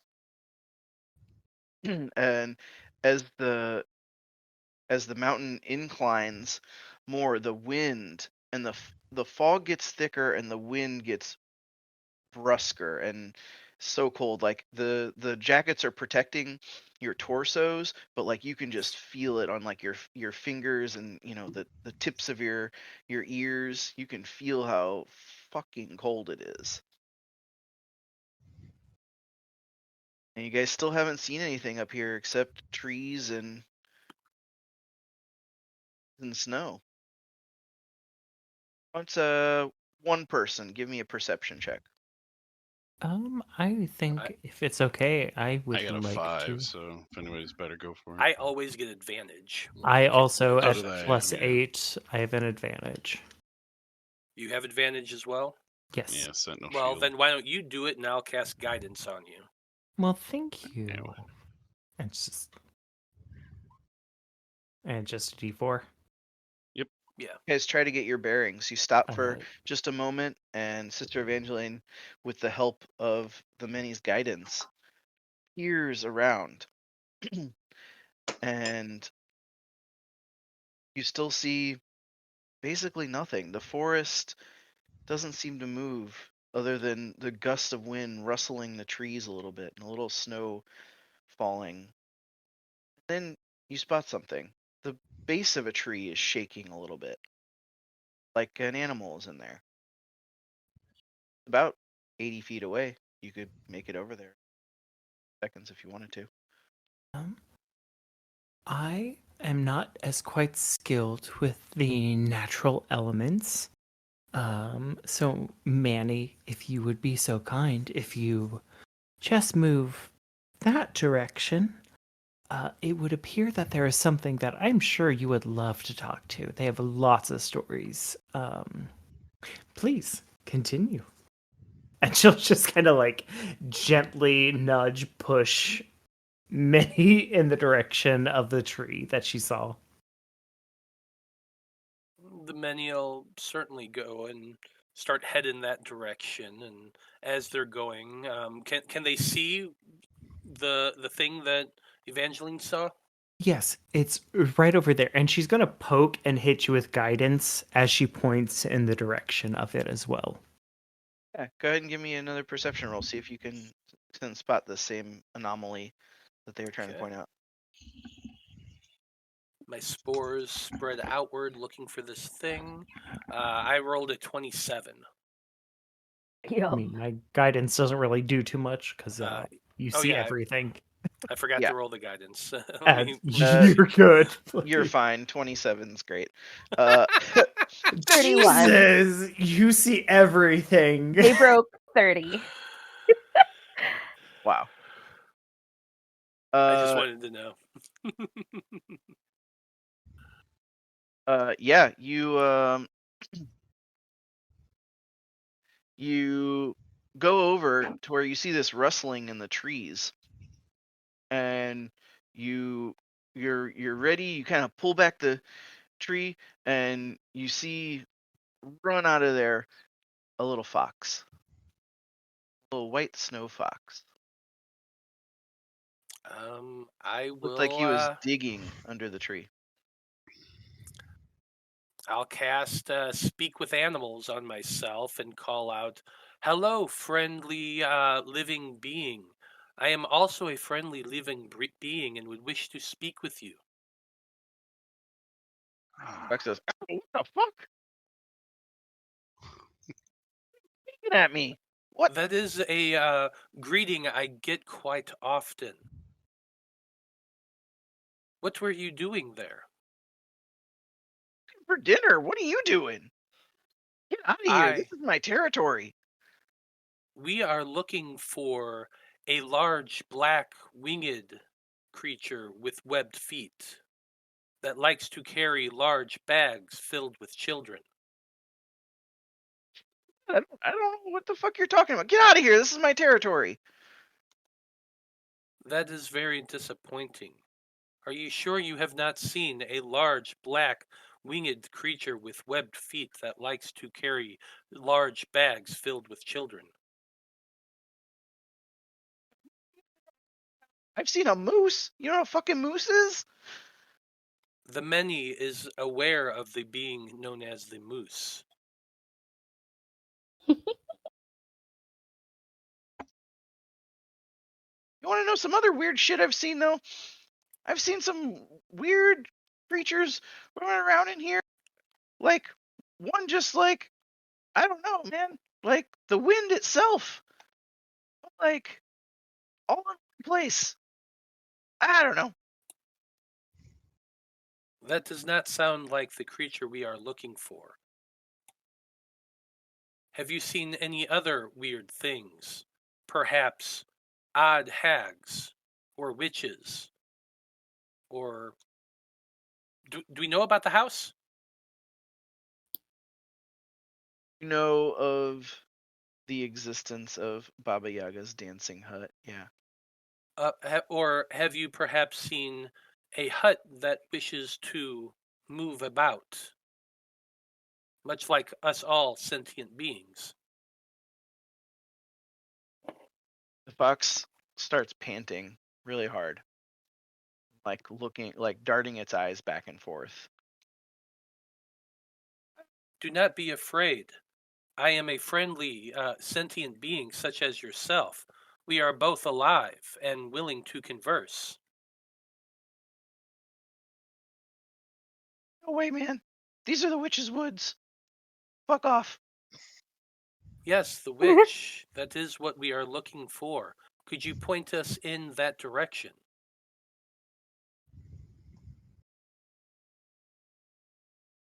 You didn't hear it from me. That's all he'll say, and he just scampers off.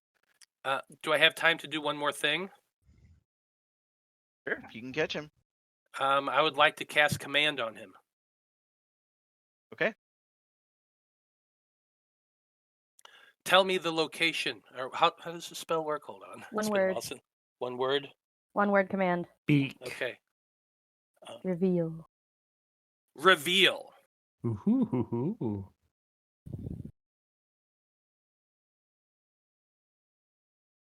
Wisdom saving throw. It is a stupid 16.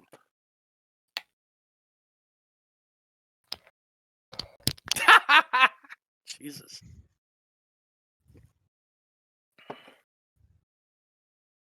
I changed its name to Fox, and it still said cat. You have to change it in a couple places for it to work, unfortunately. Whatever. You know, there's no Fox character sheet. Yeah, it's fine. But yeah, 16. That's your DC, right? Yep, it's needed. Yeah. This fox shakes off your magic and scampers through the forest, but he does kind of stop and look back after a while, like, this is it. I'm showing you. Oh, he wants us to follow him. The many will turn back and connect their mind to Evangline and tell her what they had found out about from the fox, and that the fox is guiding them. And then, without further ado, we'll begin walking, following the fox.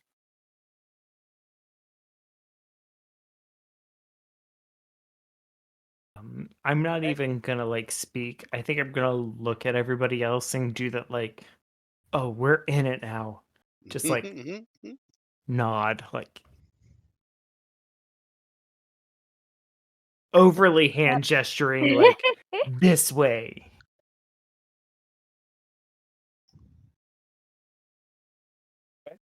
You guys continue to follow the fox through the woods, and it's difficult to keep track of him because of the fog and the limited sightline. So give me a survival check to follow this little critter. I will guide myself while doing this. Yep, there you go. Yeah. With all your guys' skills, this is a pretty easy task. You guys are following a fox scampering through the snow. And it takes a while.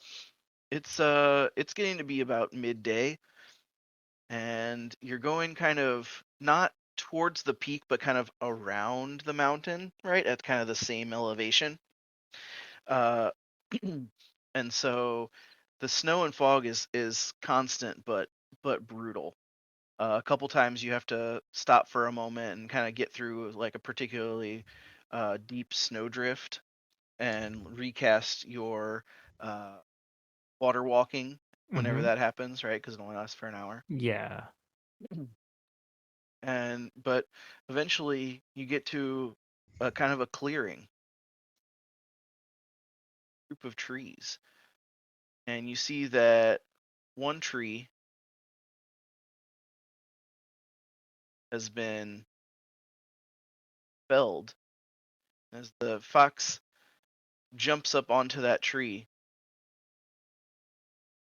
you look down and you notice some other footprints, much larger.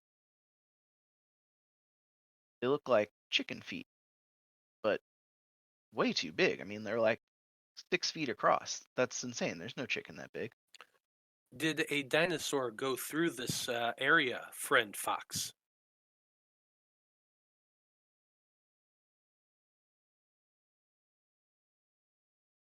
Are you casting Speak with Animals on him again? No, he's just saying that through telepathy.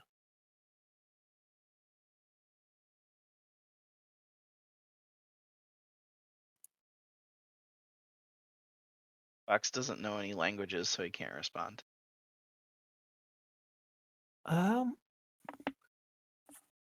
So I think we're suppose that's true. getting pretty close to everything. Let's take an hour. We've kind of got a very big clue, very big hint.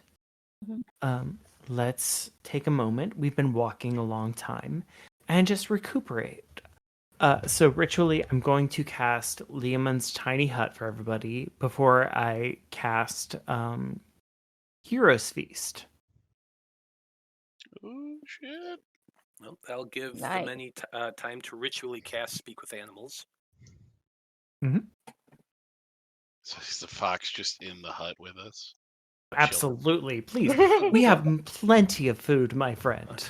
Oh yeah, after 10 minutes, the many will invite them inside to eat. Fox is very, very apprehensive of you all still, and it darts off at first, but as you guys set up the hut and everything, it keeps kind of like inching closer, like coming out of the bushes and like looking like it's a wild animal. Yeah. So he like very slowly eventually comes over, and you're able to put down a little bowl of whatever. Sure. It eats. The fox can partake in the Hero's Feast and get a 2d10 temp HP. That's more HP ever known. If it starts sniffing Gingy and all, he's be like, "You tell the fox, I will fuck him up if he bites me." The many will look down at the fox and say, "Friend Gingy invites you to sample their wares at a different time. You want me to kill him? Perhaps later on." It's like, I'll Eldritch Blast that little fucker into nothing. And I'll use a repelling blast just to spite him. The fox says, "I don't like the smell of him. It smells just like that cabin." That's fine, I don't either. Oh, cabin? Tell us more about wait, the I don't cabin. know this. This is not me. Are we each rolling D10, or is Go in there. Ava rolling the think 2D10? I think the caster rolls it. Okay. Let's see. What is it? 2d10 for you. 2d10? Mm-hmm.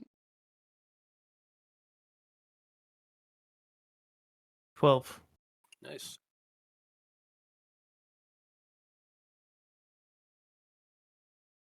But it's actually our max goes up by 2d10 as well. For that 12.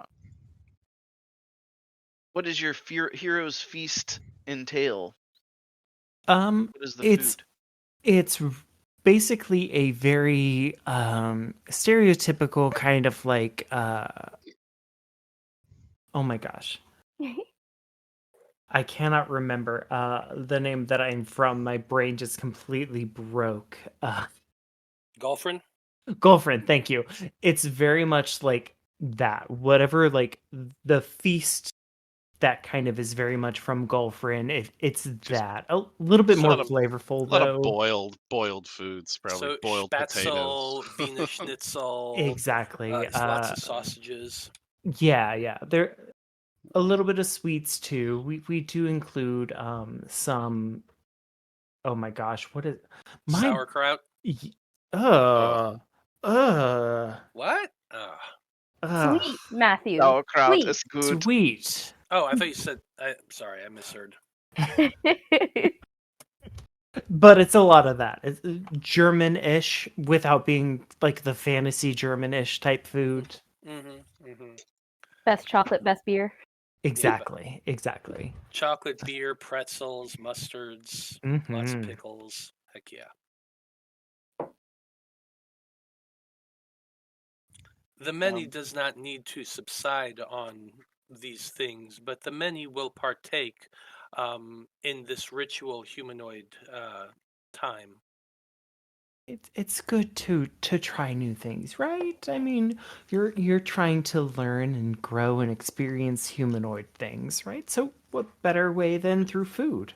Yes, the many likes to do many humanoid things all the time, as the many is a humanoid as well. Absolutely, yes. Human walks away. The many eats very awkwardly. It's more just like shoving food at the face and then licking it. Know. And it just most of it's dropping down the chin a little bit. This tastes exactly what human food typically tastes like. Yeah. Listen, this is my first time casting it. I hope it's okay. But if there's anything you guys need, I think I got some salt or pepper in my bag. I don't. It's fantastic. Okay, good. You're good. Trying my best. And you're doing fabulous. The way this spell works is like it amplifies anything you can think of. You're just like thinking about what kind of food. It's making like the best possible version of that food. Exactly. But she's got that 18-year-old anxiety, so even like mentally preparing something, she's still like, is it good enough? Is it Big Tina energy.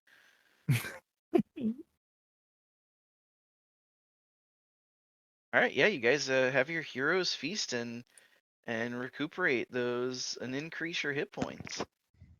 Yeah. Gingy refuses to eat any cookie type desserts because it's just cannibalism to him. So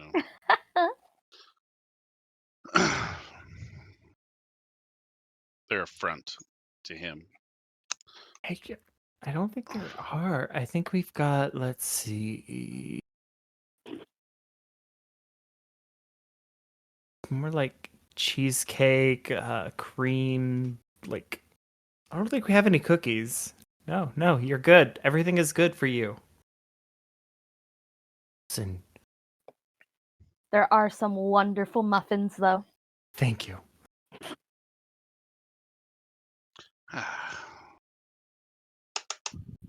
Are you all emerging from the hut now? Sure. I think after the food and everything, pretty much Evangeline's ready to go. Anything interesting come along during that time? The many is probably passively keeping an eye on the outer area. Well, nothing's changed in your immediate area, but you know, across this river, you know, there seems to be a clearing. You can't quite make out what's in it, but you see a little bit of glowing light from over there. Maybe it's a camp. Is it in the same direction that the ginormous chicken footprints are pointed towards? It sure is. All right. Well, here we go, besties. Come, fellow living beings, let's go explore the gigantic dinosaur footprints. Oh boy. Okay. And as you guys make your way across this, I assume you're going to walk across the downed tree here. You walk across the downed tree to the other side. Water walking. Oh yeah, Yep. water walking. Sure, you can walk Oh, right yeah. across this little stream. It's just like a little stream in the woods. Oh yeah. 20 feet across. The Reverend Mother used to hate that I would do this, but it was my favorite spell because sometimes I could just like run away and, avoid all my tasks and crimes and It's fine. It's fine. Anyways, let's focus on the task. As you guys cross the water here and break the tree line of this clearing, the fog suddenly dissipates, and what is in the clearing becomes, well, clear. And this is what you see. A tiny hut with a chimney that smoke is coming out of, and you can smell sweet smells coming from it, like pies and gingerbread. And around it, in the clearing, in a 30-foot circle, is a fence made of skulls and bone. Large gate right out front with a larger skull on it. I would like to say that's terrifying, but after smelling the sweat of a gingerbread man, smelling actual gingerbread is not that bad. I mean, What? I don't actually sweat. I mean, You don't think you sweat? Listen, no, I have ridden with you for a month. I actually don't. I mean, yeah, I've just been prestidigitating, that smell because I like it. I mean, You like it? yeah. Oh God! I mean, all right. Many Full living disclosure. beings create smells. You do And as they well, Evangline, Yeah. especially when you sleep. Oh, she slaps you. When I was younger, I'm going to make a eating const save to see whether or not I move from the slap. That's a 3. Yeah. Head goes to one side, and then just turns and kind of looks, and a little bit more flesh is kind of ripped off the lip a little bit. How very dare you? I do not. As a child, I ate a lot of gingerbread cookies, so weirdly, I know what I taste like. Is that weird? Yes. I've and never you should actually feel bad bitten about myself yourself. now, but I used to eat them a lot. Yeah, I mean, it's just strange that you know what you taste like. I mean, That is not strange, Gingy. The many is well aware that it subsists partially on the deceased others as we go.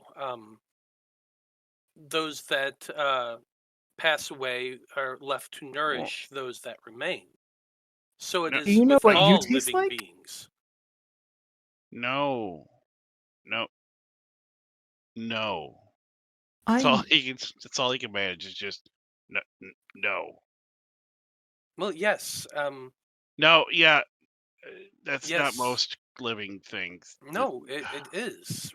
All living beings subsist upon itself in one form or another. I just don't. I I thought it was weird when I said it. You know what, everybody, I apologize for bringing it up. thank you. I didn't think it was going to go that far. A shot before we die. You know what? Yeah, let's make it a double. Go ahead. Got it. Okay. As they're drinking, Fred, what are you doing? I am. I think I'm join in going. on this desperate No, celebration? no. I am going to try to sneak ahead a bit to try and get a glimpse of whatever was casting that light that we see. Okay. We are providing quite the distraction right now. We are not subtle. Well, and with my Mask of the Wild. Ooh. And all of this thick fog, I should be able to keep myself nice and. What's the mask do? Mask of the Wild. It's from being a wood elf. So,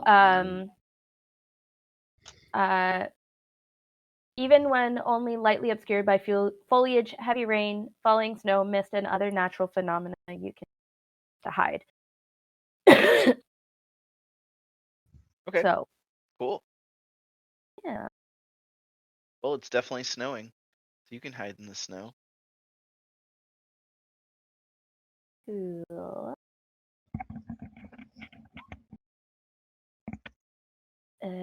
24. Okay. To sneak ahead.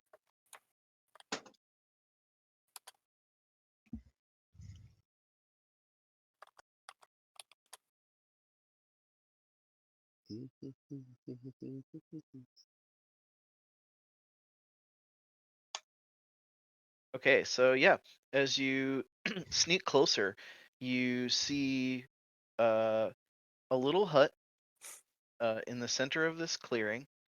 It has a bone fence perimeter, and the bone fence perimeter contains 30 skull-top posts, 15 feet apart,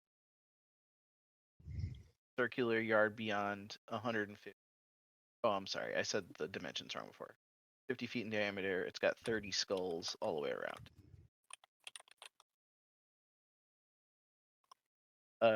It's bathed in a dim light that is emanating from the eyes of the skulls.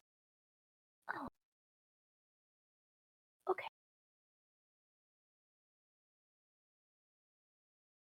So, probably no sneaking onto the property. Where are you exactly? Place your token on the map so we know. Okay, you might need to move me from Rolf's house map because I'm still at Rolf's house. No, you're not. Yep, I am. Mm-hmm. Yeah, me too. Oh, I'm so stupid. I've been looking at this other map that you guys were not looking at for like the last a long time. No worries. All right, can you guys see that now? Yeah. It's got bird feet. Okay. It's I got a want- chicken head. I want like to that. live there. But the fence is basically like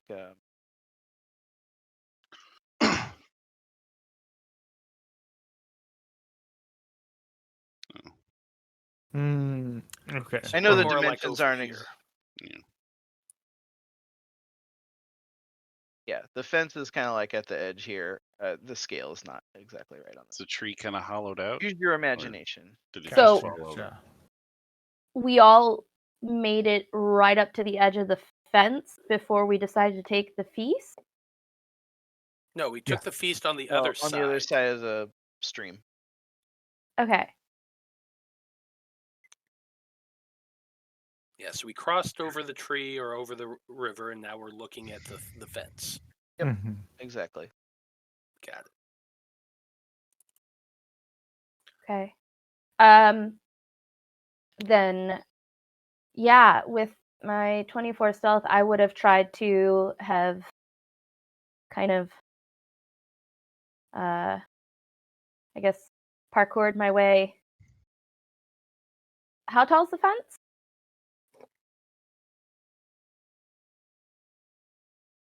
All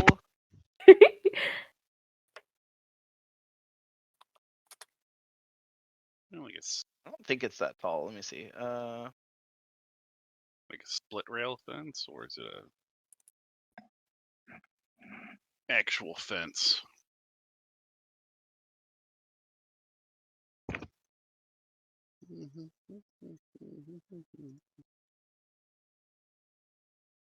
Okay. Yeah, the fence is like 5 feet tall. Oh, fuck. 5 feet tall? Yeah, okay.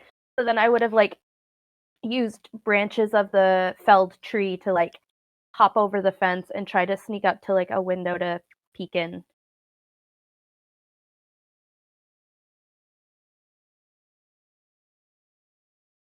You're muted. You're gonna jump from the tree to over the fence. Ooh, what's the yellow one? Go ahead and make a athletics or acrobatics check. Let's say athletics for this. Get that parkour!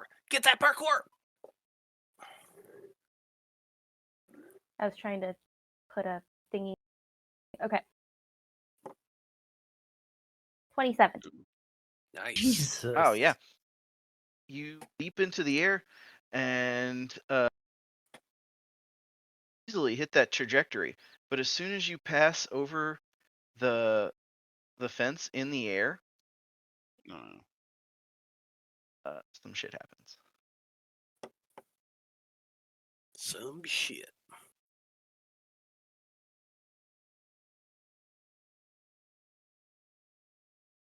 think as he's jumping over, Gingy would cast his once per day invisibility on himself as he's kind of coming up the tree.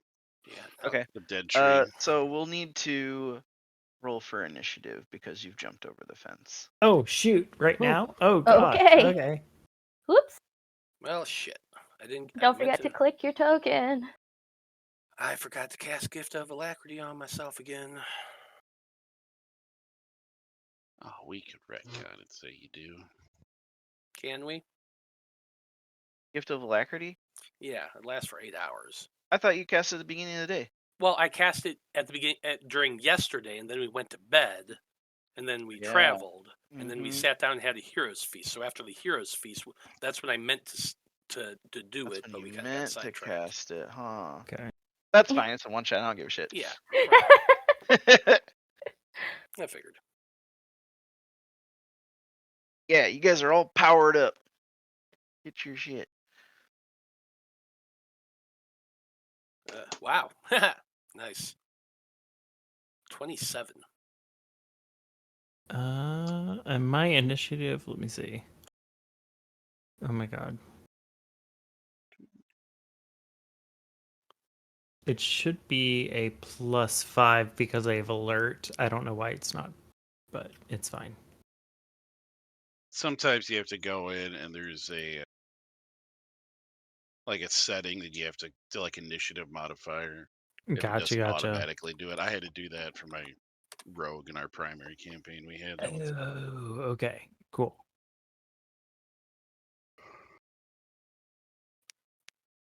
so they have a 7. I mean, Yeah, I have they're 7. going at the end anyway. That's fair. But I That's guess fine. it all depends on where all these nice flaming skulls go. Honestly, I'm not mad about it.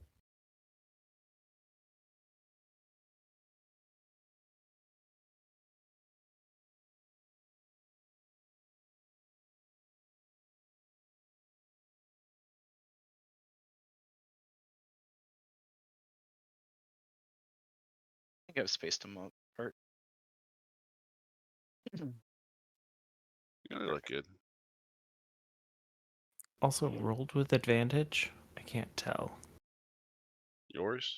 Yeah. No, I just did 1. Okay, it should be with advantage because I have the Sentinel Shield. Roll it again. I will. Yeah, sometimes with Roll20, it just doesn't properly update and do all the proper modifiers. will- So yeah, they got a 16 actually. Yeah, I will take that 11. There we go. Because that finally did add everything after. So, Okay, great. perfect. Oh yeah, I see that now. Yep. Yep. Nice. Okay. So, jump over. The nearest skull to you fires out a magical bolt.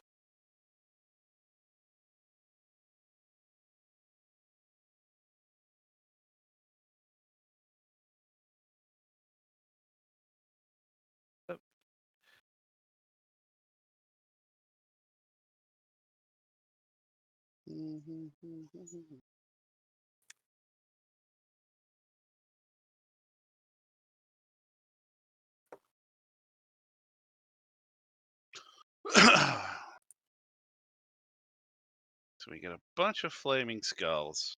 They don't look friendly.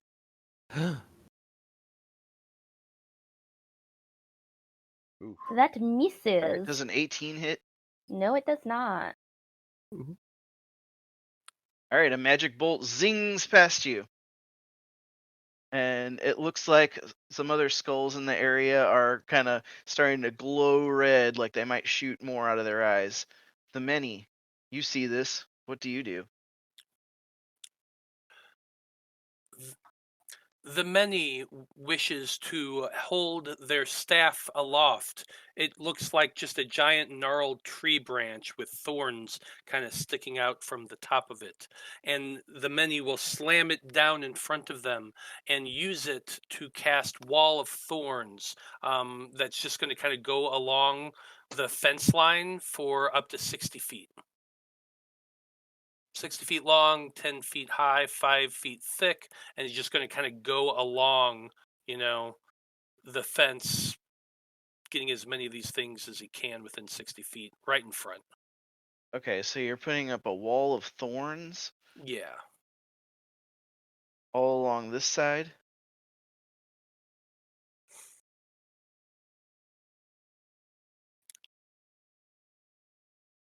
Yeah, basically. Trying to keep all those dudes in the center.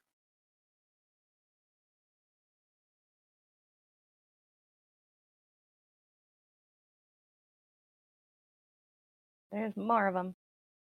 Oh, maybe not. Okay. How tall is the wall of thorns? It is 10 feet high, 60 feet long, and 5 feet thick. So. Okay, cool.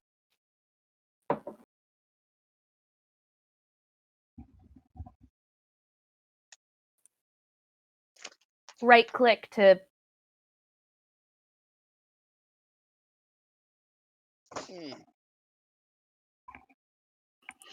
Yeah, it's not doing it with that. Maybe because I'm using the beam thing. oh.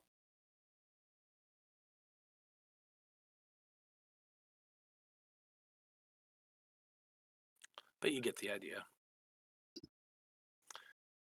So everything, all of those skulls that are within that area is going to have to make a dexterity saving throw. They cannot. Then they're just going to take 76 piercing damage. How many? 76. Oh, okay. Yeah, 78. 7. Oh, 77. 78? Yeah. Oh, 78. You're right. 78.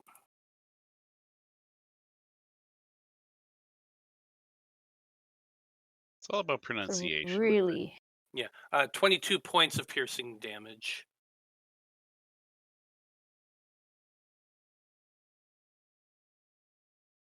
Ooh, Yeah. Your your thorns come out and stick in to this whole fence here, and you're sure it's gonna deal a whole bunch of damage, but it doesn't seem like it really affects them. Well, Hey, that if it's is 5 feet disappointing. thick, hopefully they're encased enough that they can't keep hurting us. Yeah, Yeah, it the is, the thorns pretty- definitely have like grown over it a bit, for sure. But you can still see their eyes kind of glowing. Yeah, the wall blocks line of sight. Oh, okay. So you can't see their eyes glowing. They're completely encased. Did I pop that out? Pop that out. But right before the Oh, thorns that's- grow over them, you hear them crying out, like, "Go to the gate! Go to the gate!"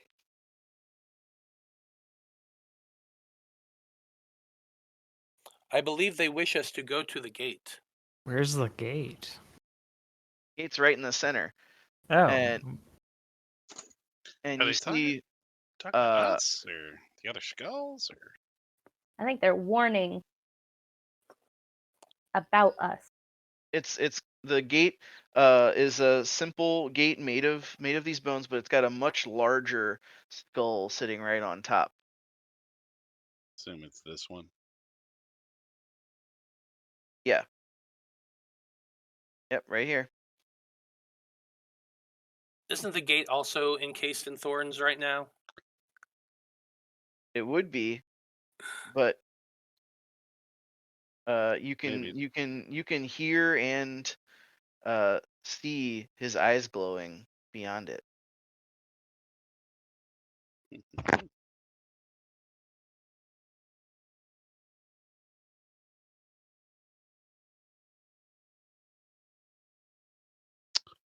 Fred, I believe it's your turn. What are you gonna do? You're currently uh in the air, and you will touch down in the yard. And as soon as you do, Notice all these skulls that had kind of lit up, their eyes dim again. They're not able to rotate their heads, so they have to face outwards. So once you're in the yard, they can't see you. They can't perceive you. Cool. Cool. Yeah. I'm going to activate my winged boots, and I'm going to try to find a window to sneakily do a little looky-loo peeksy kind of situation. Yeah, as you fly towards the hut, you see that there's no windows on this side. So you try to go around to the other side, and as you rotate around the house stirs. It gets up on its chicken feet, and it rotates with you. It keeps turning away as if hiding its face. So this is the back of the house? Correct. Ah. You can only see the back. Hmm. Do not see a door or a window. Interesting. Okay. Well, I made it like there-ish. I'm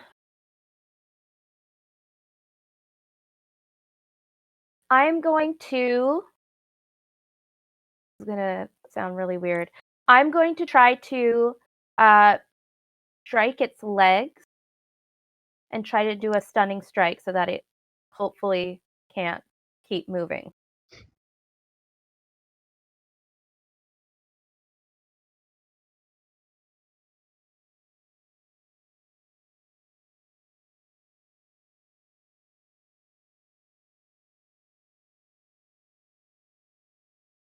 Oh. Does a 17 hit one of the legs?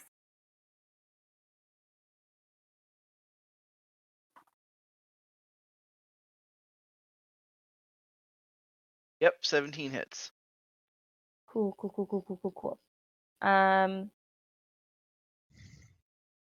it'll do 8 radiant damage, and I will use a key point to stunning strike it.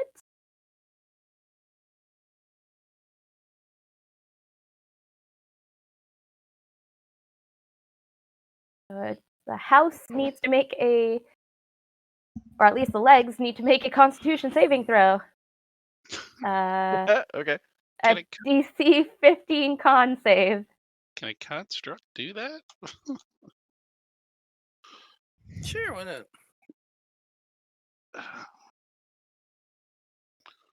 Oh.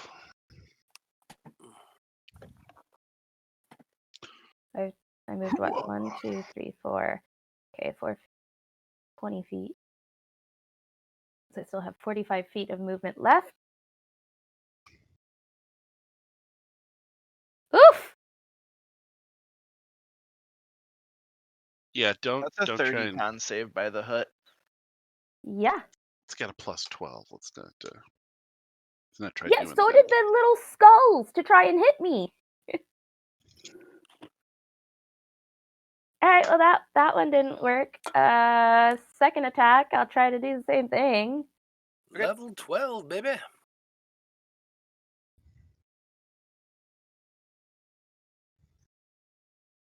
Okay, so that's another 10 radiant damage to the leg.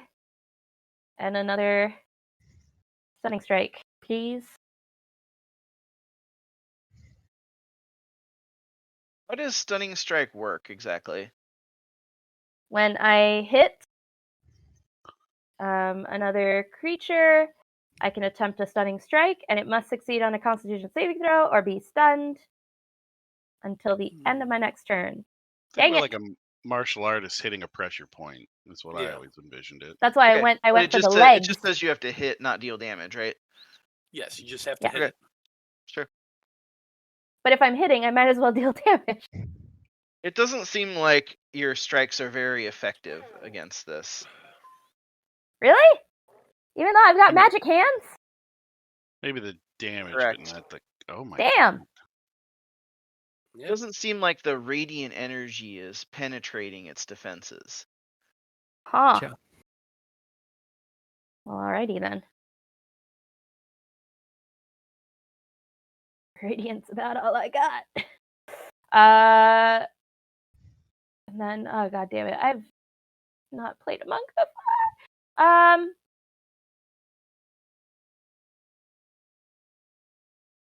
Patient defense is a thing. Yeah. You can also disengage, I think, possibly as a monk. I think Kyle just had special stuff for he had mobile. No, I think it's Step of the Wind. Oh, that one. Yes, it can. Yeah, If Step you of the do keep Wind. one, yeah.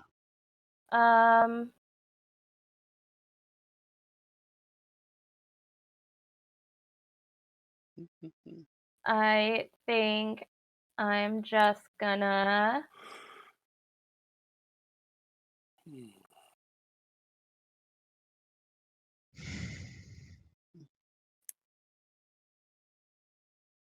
Okay, I think I'm just going to go ahead and back up because I am mobile and therefore do not provoke opportunity attacks. Yeah, and I'll call that my turn.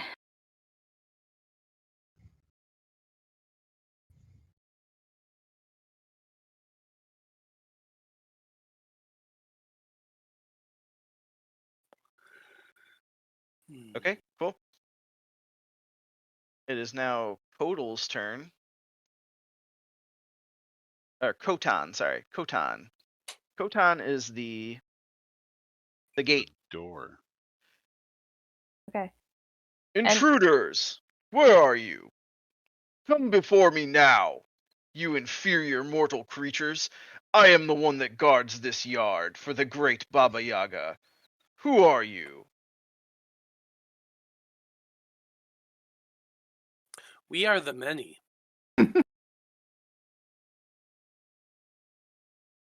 I can see that, but you are also few.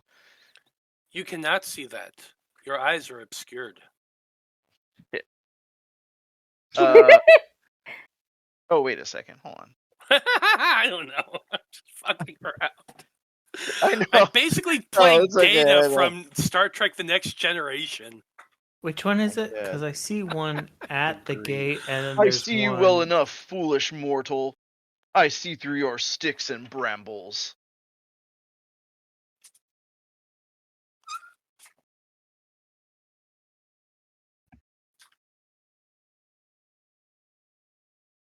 That if you are able to see us, then coming to your gate is pointless. We shall instead cross. Wait, say that again? I said, if you can see us, then we don't need to go to your gate. We will instead cross. I'm guessing. No one gets in without permission. Understood. We need permission. That is not true.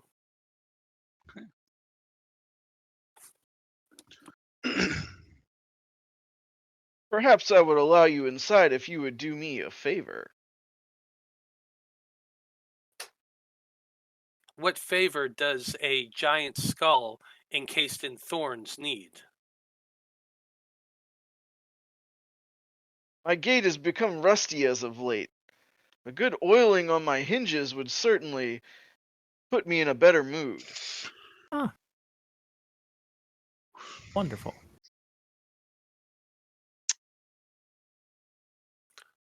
Heard.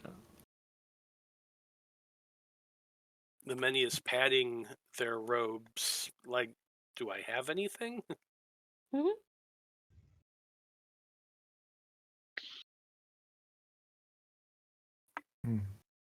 Yep, got nothing. Nothing? Fine, you shall never enter. Perhaps a bottle of ink would help.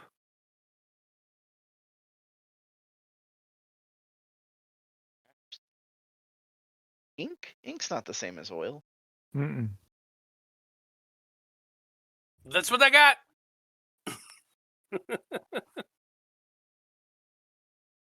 All right. Well, he's just there to talk and annoy you. So, Hansel, Gingy, Grimm, what are you doing on your turn? So the skulls are like we can't see them anymore at all. Completely covered in vines. At least Those I ones, guess yeah. There's some on the this opposite side of the one yard. towards this side. Well, I mean, the door didn't attack anybody, so he. I mean, he's sitting there kind of invisible in the tree branches because he cast it as they were coming over. And he's like, well, I mean, maybe somebody else can coax the door open. He would kind of move over in the tree over to the side because these skulls on this side are wide open for attacks. And so he is going to heave. You know what? We're going to go for this one because I guess this is the first one that wasn't encased, I think. Or was this one in vines too, Matt? Yeah, that one is. All right. Well, then he'll shoot over here because he can see pretty far out with his Eldritch Blast, and he's gonna just chuck all three at that one. And he's got a little bit more spicy. He's got antagonizing blast as well, so we're gonna go to hit.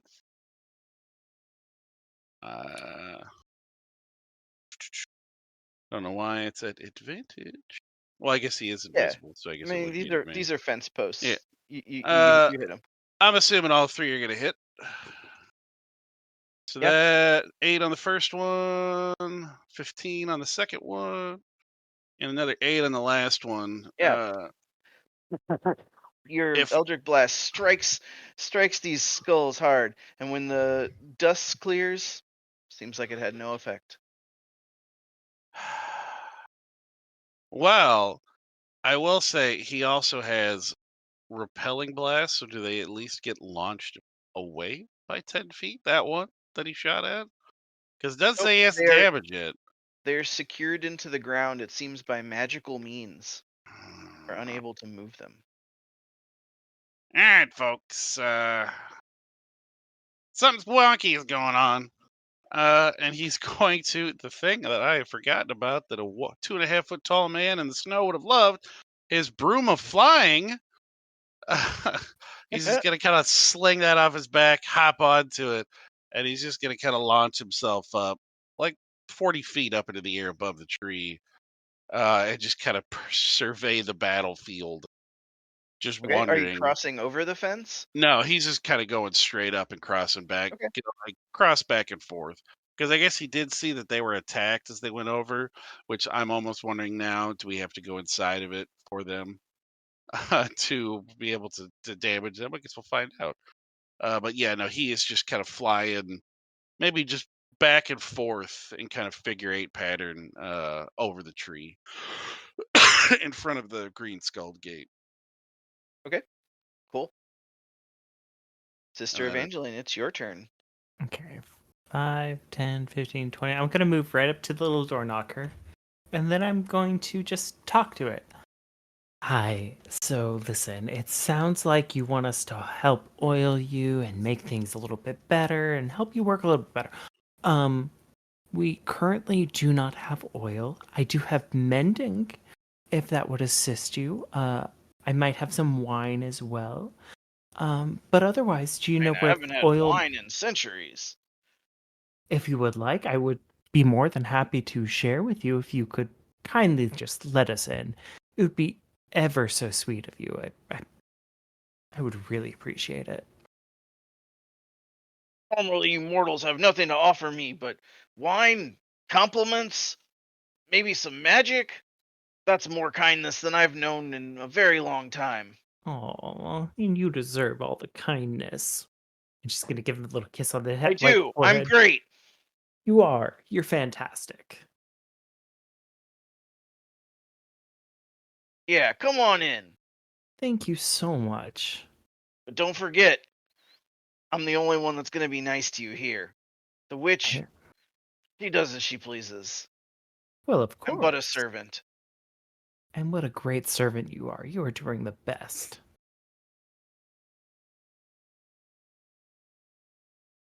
I guess I'll release a wall of thorns enough that it doesn't block the door. Sure. Yeah, as soon as your thorns go away, the gate swings open. I'll leave a little wine for him and gently pat and do any mending that they might need on their fence. You know, they did me a kindness. I'm going to do the same. Nice.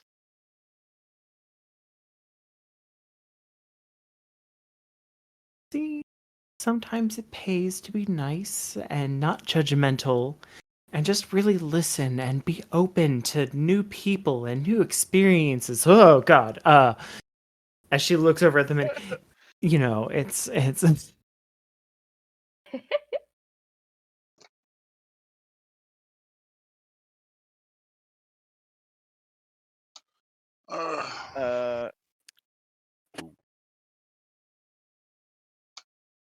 God damn it.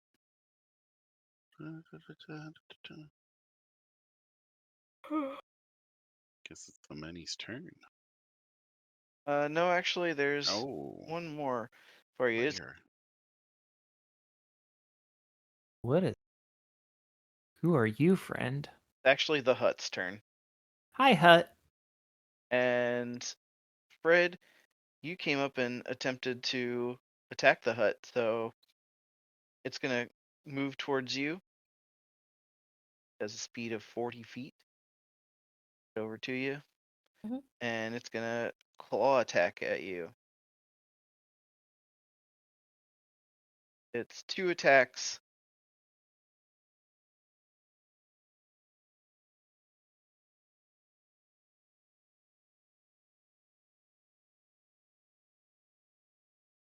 .24 hit. Mhm.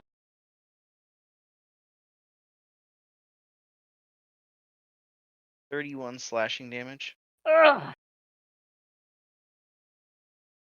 Ow. And attack again. 14. Miss. Okay. Yeah, the hut's very agitated.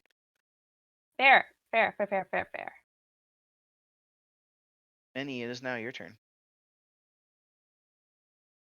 The many will walk up to the open gate now and look up at the skull and say, "Very well, fellow living being. We will happily pay your toll by mending your gate." And the many will reach out and cast mending as well. Thank you. You are kind. Yes, we are all kind, living beings who exist in this world and breathe like normal people. Good. It is nice to pass you by, and many will just walk on. Yeah, all right, buddy.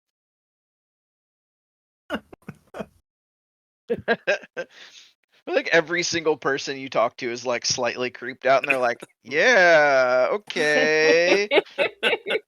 Whatever you say, pal. Don't eat my face, please. Yes, we are all pals and friends, like sentient, intelligent living beings are. Yeah. None of these people are smart enough to debate that. They're just like, "Those things are true, but why are you saying them?"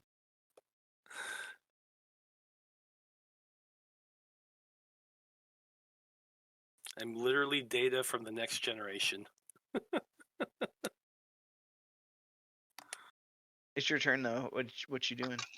Well, I cast mending and then I passed through. Oh, that's it. Oh, okay. Well, that was my action and that's my movement, and I'm walking over in this direction. I suppose I do have a bonus action.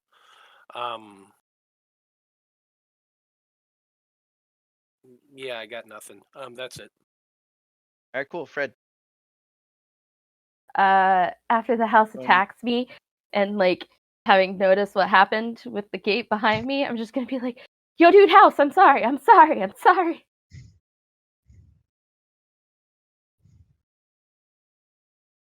So you're trying to apologize to the house? Yeah. All right, go ahead and roll a persuasion roll.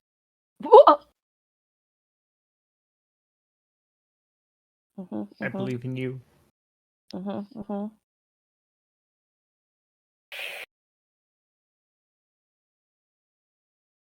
14. For a negative, for a -1? 14. Terrible charisma. Mhm. The hut pauses for a moment. Even though it doesn't have like a face or anything, you can tell it's kind of looking around. It shifts back and forth a little bit, and you can almost see like it lean towards the gate a little bit, as if it's seeing that the gate is open. And after seeing that, it slowly settles back down on its haunches. Okay. Gonna kind of get closer to it, still with my hands up, being like, I'm not gonna hurt you. It So- shuffles around kind of like a chicken would, but it doesn't make any moves against you. It remains seated. So, house. It's my first time talking to a house that can move. So we're here looking for either missing children who were stolen from their homes and beds and families, as well as the person who's, the reason why these children are being stolen and taken from their homes and beds and families.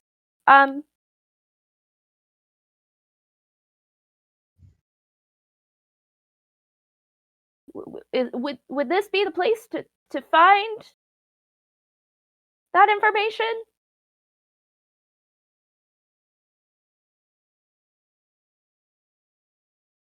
There's no response from the hut. Right, no mouth. Don't know what I thought would happen. Hey, But does someone all want of to ask you, what? all of you, in your head, hear a voice. Oh, Well, don't just stand there in the yard. Come inside. Come inside. Little hut, turn around. And as you hear this, the hut shuffles around, revealing the front of a cute little cabin Aw, with a door and a little porch finally and some a window. hospitality. The door swings open, but inside you can see only darkness. I don't know if this is the hospitality we want, but it's what we've got. So, you know I what? look at Gingy, I look at the many, I go into the darkness. I'm going immediately after Evangeline. I'm not letting her go within there alone.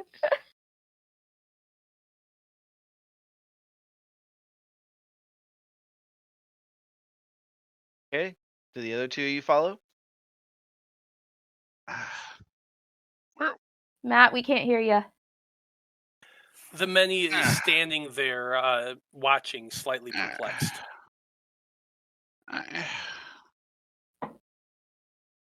Shit, why not? Bad idea, but whatever. Fly down, get off his broom.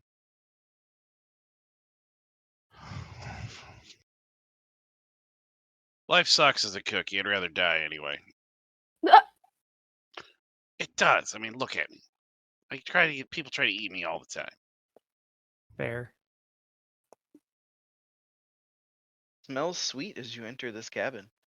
It smells like cookies are baking. Mm, Oh. All of you enter the hut?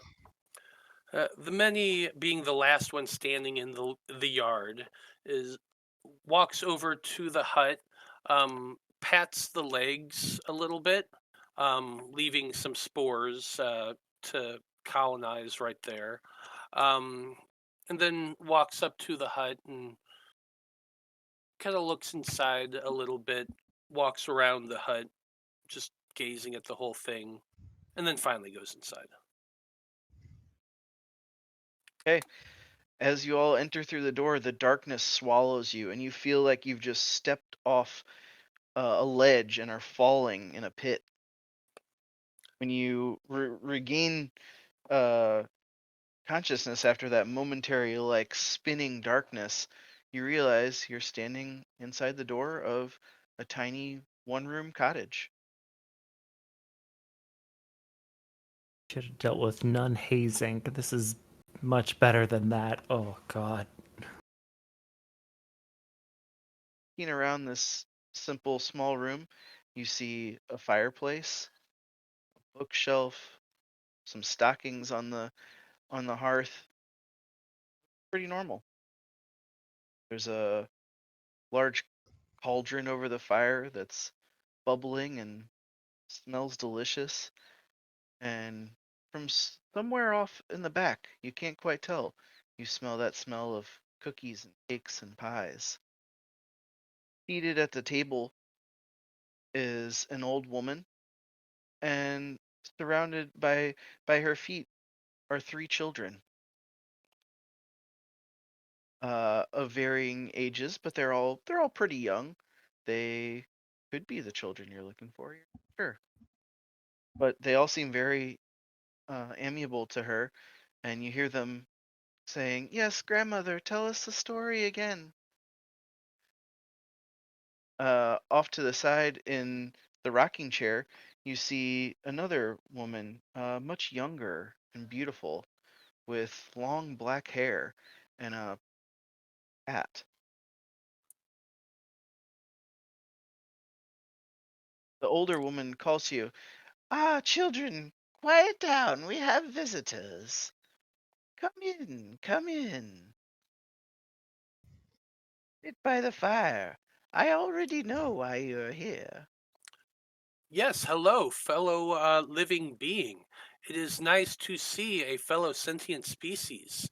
If you know already why we are here, perhaps we can make this go much quicker. I agree. Can we just listen? Indeed. I know of the Erudite Conclave. Oh, I thank know God. you are witch hunters, and you seek Baba Yaga. Isn't that right?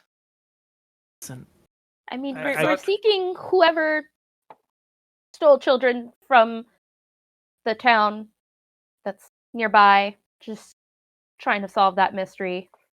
listen. I've Yes. got a mother superior to speak to. I just kind of want to wrap this up as quickly as we can. I'm just ready to go home.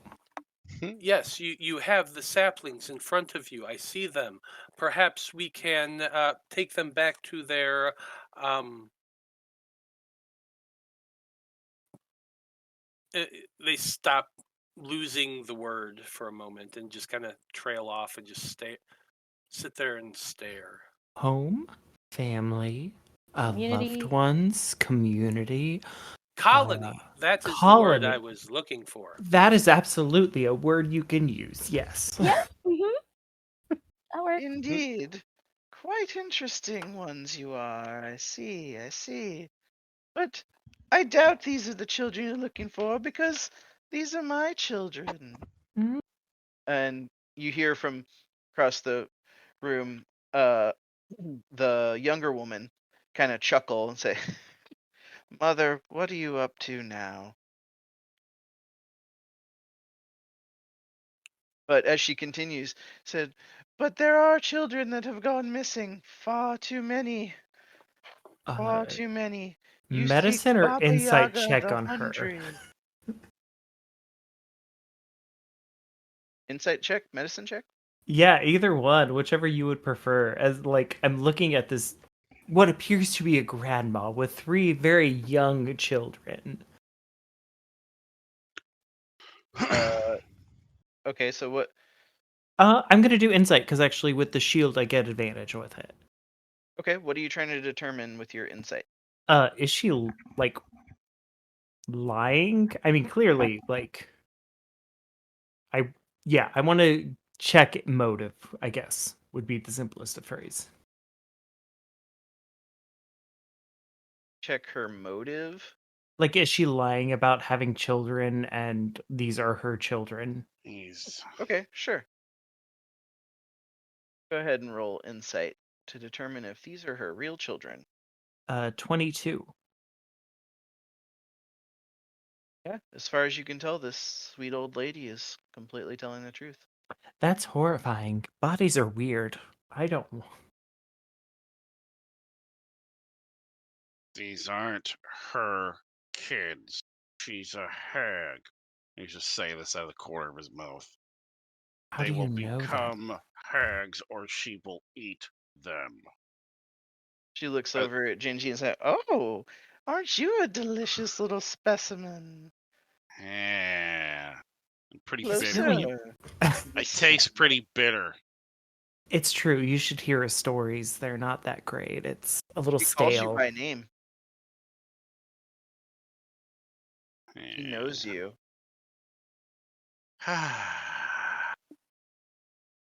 Either one, huh? Mr. Grimm, all you seek is in this hut as well. You just must help me. Help me defeat Baba Yaga the Hungry. Her hunger grows out of control. But I can't help it. How about a hag fight out? Hang on. You want us to help you defeat Baba Yaga? That's right, child. So who are you? I am Baba Yaga. Oh, cool. Easy. Cracks You knuckles. want us to defeat you? Oh, if you think you could. But I- no. Sometimes Baba Yaga has different faces. Okay. Can we? So which The face is hungry the? one is Yeah. getting out of control. She Let's just- rummages about the hut, stealing so many children to make all her sweet goods. Oh, I do delight in them sometimes, but it's too much. It's too much. Yeah. Okay. She's just lost it, guys. Let's just kill her. I'm gonna look at the like. You said that there was someone in not child, but like younger than Baba Yaga. Yeah, she's a young woman. Young woman, She's probably, adult. yeah, definitely. You Cool. think she's probably like, 20, 25, 30 years old, somewhere in there. Cool. You called her mother. Can you just like, is this like an old age thing? Like, what does she mean that many? Or is she faces? also? Are you also Baba Yaga? Like, am I Baba Yaga? Is he Baba Yaga? Are we Baba Yaga? I just need to know where The we're young at. We are woman the laughs, many. laughs and goes, "Well, you guys ask too many questions. There's the door. Come on. There's the door." I would like to cast Detect Thoughts. Is she pointing to the door back out? Oh, she's pointing to a singular door that none of you noticed before in the corner room over here, in like the back wall.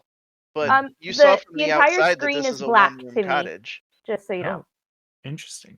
Top left It corner. shouldn't be. Very top left corner. Very is where we top are. left corner. Top left. Yeah. Oh my God. Okay. Yeah, I know it's a huge map. No worries. Okay, so hang on. The door we didn't notice is this one Is over here? Okay. Yeah, can you see the number 2? No. Okay, well, there's a door there. Okay, cool. How do I put... Are they all it doesn't young matter. There's girls? door. The children? The children, there's 3 girls, yeah.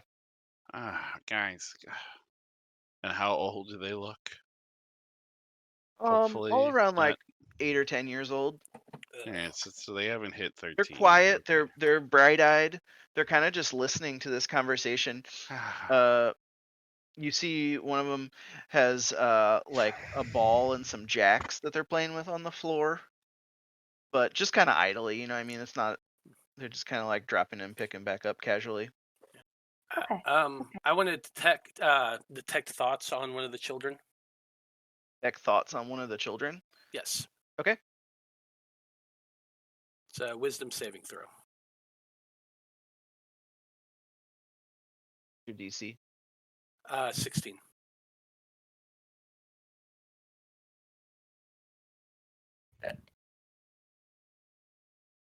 12.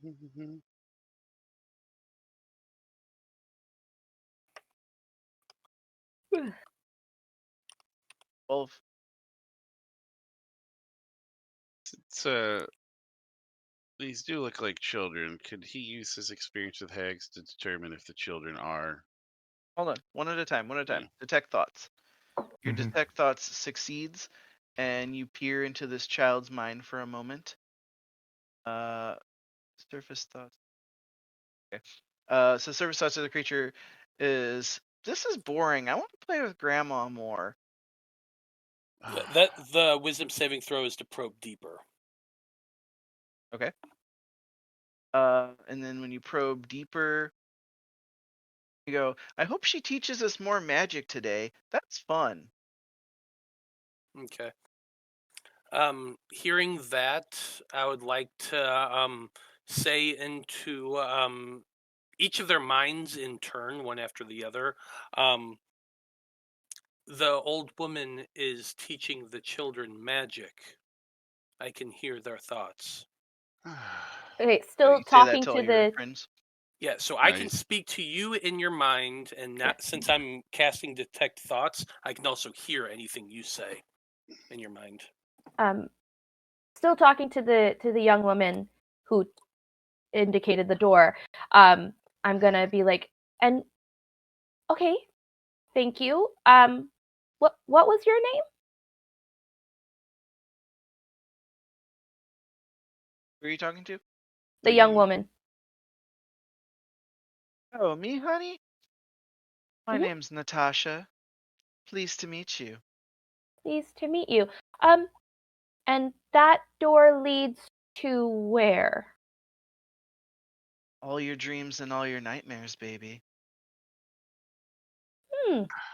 Fantastic. I'm already in my nightmare. Right. Yeah. Other than the children and the two women we can see, are there any other thinking creatures in this area? Nope, not that you can see. Okay. If he's saying we're teaching magic, Gingy's just like, they're hags, they'll be hags. We have to kill them all. Seriously, If why he do can you keep sweat, poking he around is in everyone's sweaty. heads? The old woman says right to you. The many. The many will then focus the detect thoughts on her. You See, concentrate on trying to detect thoughts, but it's just like a foggy cloud that you can't penetrate. Think that kind of cheap spell would work on me? one would hope so. Why do you keep your thoughts But I'll hidden? tell you my thoughts for free. You're Oh, here you're to just kill a witch. Kill Baba Yaga the Hungry. I beg of you. This hut contains much more than meets the eye, including fun magic items. I'd be willing to part with a few for her disposal, of course. And you will release the spawned beings that are sitting at your feet. He growls. These are my children, you see. They were not stolen. The stolen creatures are in the kitchen, perhaps. I don't really know now. Okay, I Sure, have a you can question. find them. If we do this to you, for you, Two. one, how would we recognize the hungry versus anyone else we encounter? Two, will we be able to leave of our own under our own power and own free will after the fact? Oh, I'll make sure you get home safe, darling. Oh, gosh. Yeah, that one's not very comforting. How are we supposed to recognize this hungry one? Big teeth and claws. Teeth and claws. Yeah, that doesn't narrow it. Okay. So Let me spell it out for you, dear. thank you. She looks like me with Mhm. big teeth and claws. Gotcha. Okay. Fair enough. Cool. My, Cool, what cool, big cool. teeth you already have.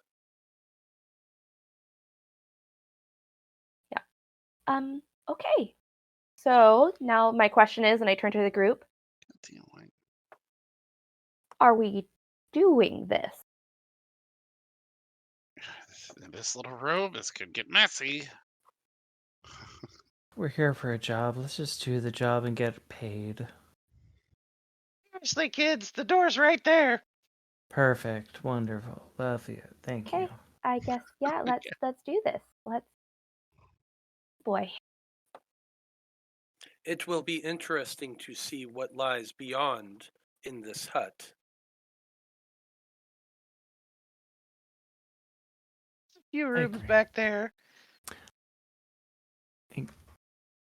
All right. How you doing, Gingy? You doing okay? Yeah, that's a hag. Those are little hags in training. Yeah, we We- know. Don't worry, but dear. I'll be you look- seeing you later, Mr. Grimm. Oh, Ma'am, God, can we just- manners. I'm having a one-on-one right Ah. now. Relax.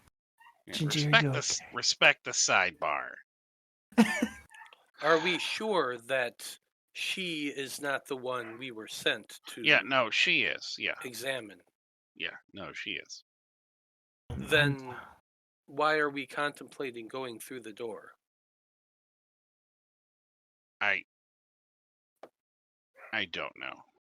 Y'all are the expertise. I was only brought on because I'm very good at healing, so I trust whatever you want to do.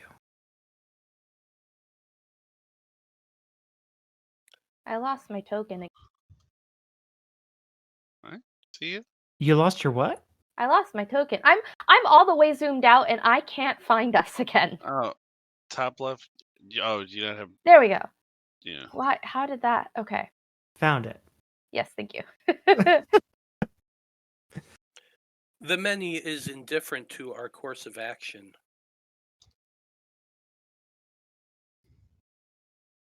All right, what are you guys thinking about doing? Gee, this is your thing. Like, you know what? I'm gonna support you. Whatever you want to do with it. Yeah, I think we should just kill this one. If there's more, we kill them too. But I think this is the one. They're just a schizophrenic. Go through the door, find out.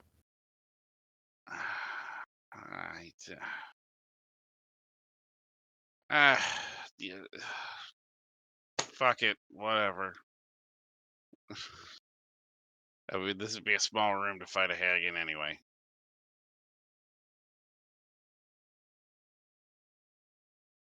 Area of effect You're spells using your would noggin, be dear. devastating. Right through that door. Manners. Follow What the did we crumbs. say? I guess where would the door be? We can't actually see it. You said it's Over It's here. right here at the Over back. here.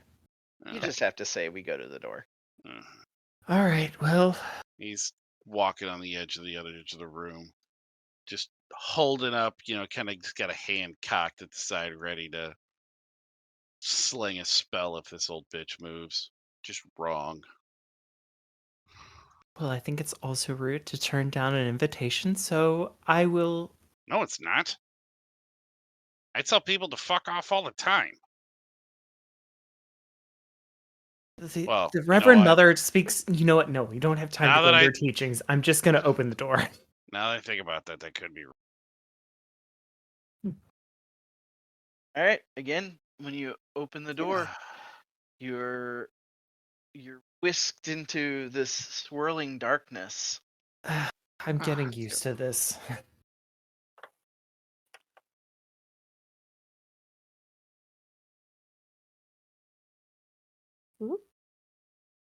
Yeah, the thing is huge. Hold on. Yeah, I noticed that when I zoomed the fuck out.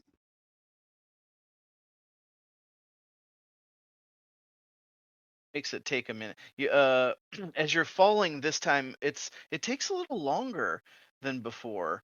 You're falling through this swirling darkness. It feels like your bodies are being pulled all around. You're not just falling straight down, but like an unseen force is jerking you to the right, to the left, up, falling again, up again, left, right, until finally you approach this little rectangle that's slowly getting larger and larger until you see a door, and you reach out for the door handle as you're falling through space, and immediately when you open it,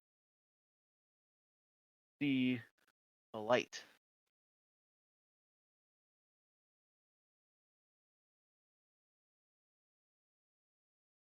Let's see. I just see. Hand am I holding as I fall? Let's see. What the?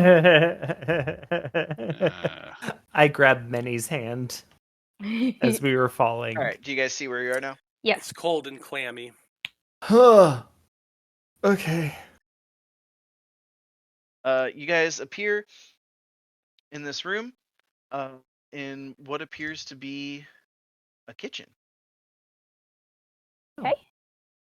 You see boxes all around. You see a large oven, a wood fire grill, and you smell that delicious smell of baked goods all around. So, And as you're taking it all in, abruptly in your face, you see this human woman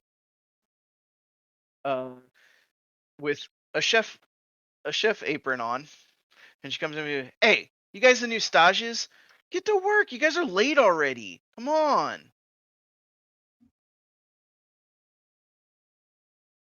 I turned to everyone else. I'm like, don't eat anything. Apparently, On your it's made out of stations, children. newbies, she says, and she grabs you all by your ears and like drags you over to your individual areas. You start folding the dough. You watch the oven. You sweep the floor. Don't make me come back here. I got shit to do today. Okay, so just for clarification, there seems to be 4 doors and a stairway. Correct. There is a stairway that goes down right here. Okay. These other areas are like tables with some various ingredients Yeah. on them. But like this looks like a door. That's the door you This- came in. Okay, that You one came looks in like a this door. Yep, Okay. and then this is another door over here. And then this one, and then this one. No, there's no door there. There's one here, and there's Okay. one here. Okay, so the one in the corner is not a door. No, that's nothing. Okay. Not a secret door you're not allowed to see. That was just me checking. But Okay. it's not. There's nothing there. Okay, cool. Okay. So each of you are assigned to a station, and the chef comes around and checks your work. So I'm gonna need a different check from each of you. This is gonna be a skill challenge to see if you can do some basic cooking things and acquire some more information about this area while you're doing it. If any of you stop working, the chef is there like immediately, and she like smacks the back of your hand and is like, "Get to work." Okay. Yeah. Ugh. Like she's not playing around. Yeah. And there's also these little like imp guys kind of moving around, but they all kind of like move in synchronicity, and they don't really talk to anybody. They're just like kind of picking up plates.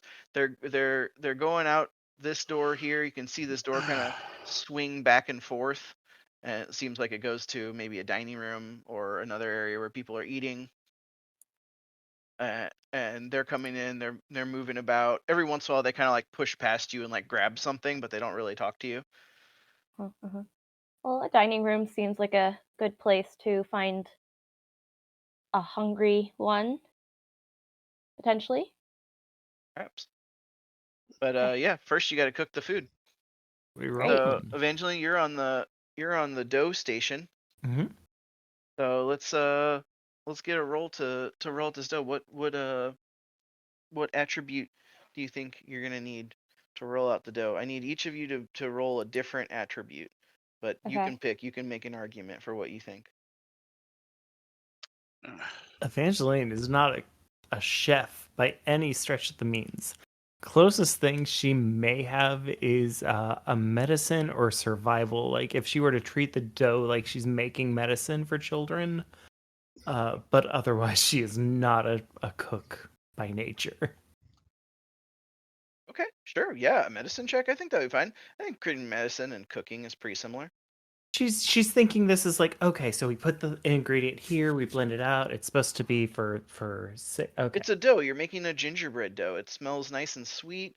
You really just have to like roll it out and make the shapes. Somehow she got a 24. She's never cooked before, Yeah. but she has made some medicine. Absolutely. Hey, cinnamon, ginger, there's- nutmeg, allspice. All of Mhm. these things have medicinal properties and are some of them are anti-inflammatory for the gut. That's like- correct. And as you're mixing it, there's a written recipe there, and you're just following. You're gathering the ingredients together, making the dough, and it's funny. You expected to grab like some dry flour, but like the main ingredient is like this like delicious like kind of smelling like paste that's kind of already in a dough, and it's just labeled as White Peak fodder. And you're like, oh, I was just in White Peak. That's so nice. Their food was great there too. So work that in. You work the dough, and you use the little gingerbread shaped stamper to start stamping out some cookies. And you're like, wow, this is fun. We're having a good time. I think Gingy's just rolling either investigation or survival just to see what they're cooking to make sure they're not making more of him. Sure. Yeah. Go ahead.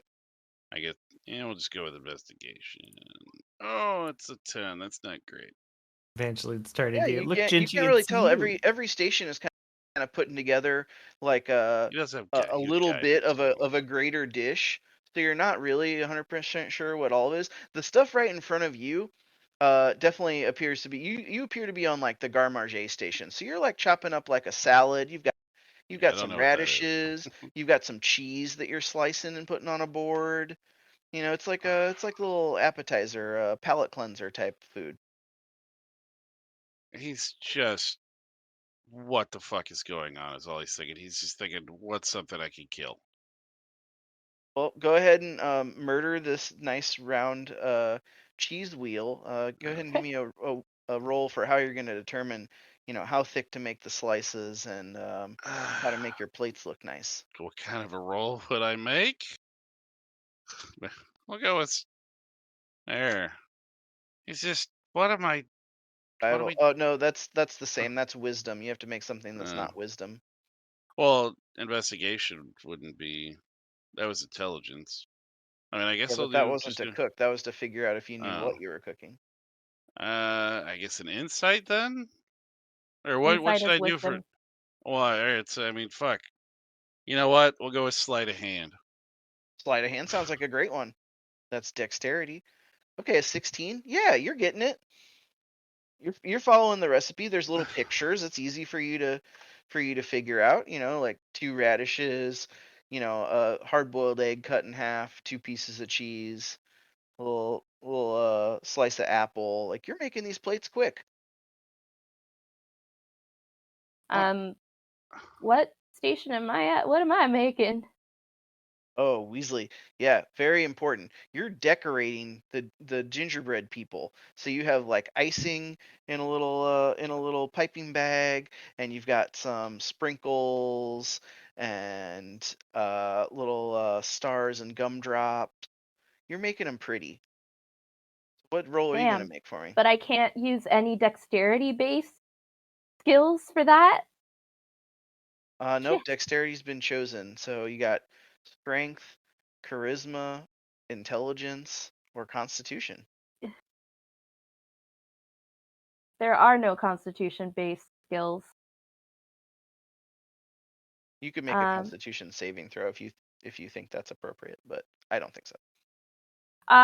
Okay. I'm going to make an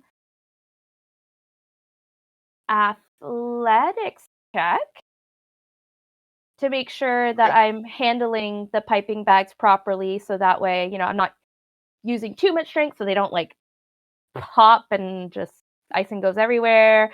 But like I'm also being just firm enough that I can keep a nice steady hand with the piping. Okay. I like it. Sure. Okay.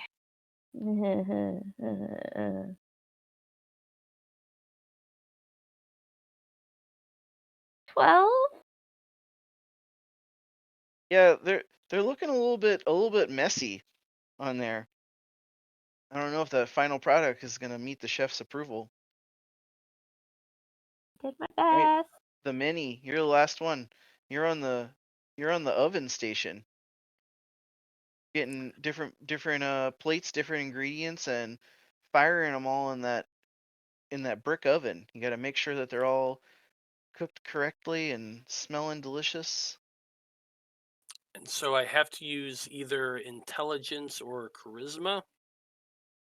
Or Yep. constitution to Constitution. withstand the heat of the oven. Okay. I don't know. So then the many will speak silently in their collective minds and entreat upon the celestial being that that they encountered many millennia ago while they were riding the meteor that eventually hit Europa, and make a religion check and get a 22. A religion check for cooking. Sure, they're entreating their god to pull it out right Yeah. at the right moment because they have literally no comprehension of how to cook, being that they are sentient spores. So they're Okay. reaching I out to like their it. I deity, like it. and You're reaching out to that deity. You're yep, like, just help me do good. Just help me do good. And yeah, you feel, although very slight, you feel their divine touch come down upon you, and you just close your eyes, sort of, your your senses. You just feel the energy, the heat of the oven, and you know right when to pull it out. yep. They look beautiful. They look just like Gingy. What? It would appear that we are making more of you, friend All right. Gingy. Is this the process in which you came to being? It is I somewhat similar to how the many become the many. This is that like unsettling territory where let's it's just too kill close to everything right now, human. please. We need to kill everything. Kill the imps. Let's kill everything. Can ah, You see okay. Chef Asmo come around again. And, all right, recruits, you guys are pulling your weight. Let's go over schedules and pay. Huh? And she groups you guys up, and she basically like gives you all jobs. Like takes a while. She kind of like shows you around the kitchen a little bit better and everything. Like, good stage today. You guys can show up at 7 a.m. tomorrow. Don't be late, okay? Don't make me come find you. Like, she's scary. I feel like I'm back at the clergy. This is actually really comforting for me. Oh, I'm glad you're enjoying this. Let's keep looking for Good to the have a purpose. hungry one. Oh, yes. Are you aware of one that is hungry? We must seek it. Oh yeah, Baba Yaga the Hungry keeps me busy. She's the boss around here. Yes, where can we find the boss hungry? Let's see. Service is over right now, but right out there tomorrow probably. Mm, Maybe if you run fast, you could still catch them in the dining room, but let's go. Bye. they usually eat and run. Head over to the kitchen, or to the dining room, I mean. All right. Okay. Where's the thing?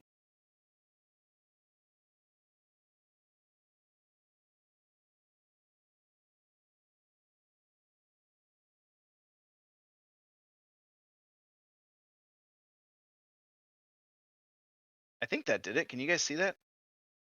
We're still in the kitchen. I see the problem.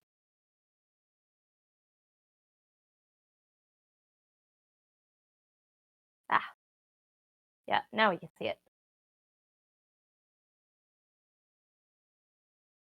Oh, can't pass through it, but Hey, I'm here.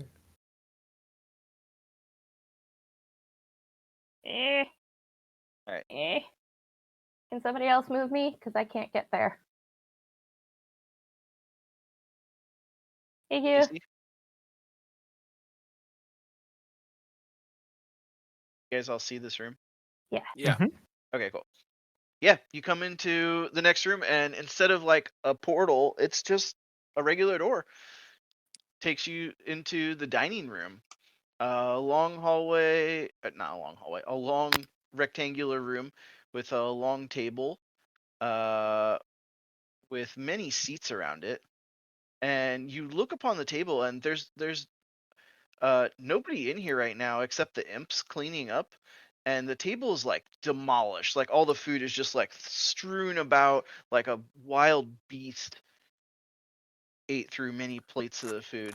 And you see kind of a trail of stuff on the ground from here at the head seat back into this back area.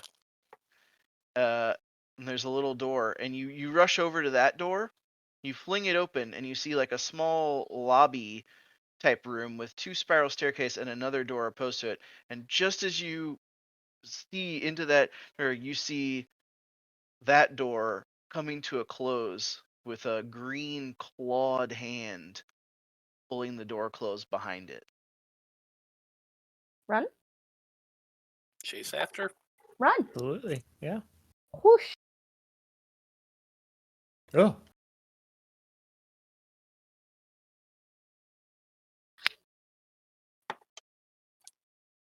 All right, you guys try to go through that door? Oh, yeah. All right, you're pulled into a spiraling black pit again. Not again. Left, right, up, down. Feels like you're going down a roller coaster, a pit in your stomach of this like gravitational force pulling you forward and forward. Someone take my hand. Got you. Let's see. Land. Yeah.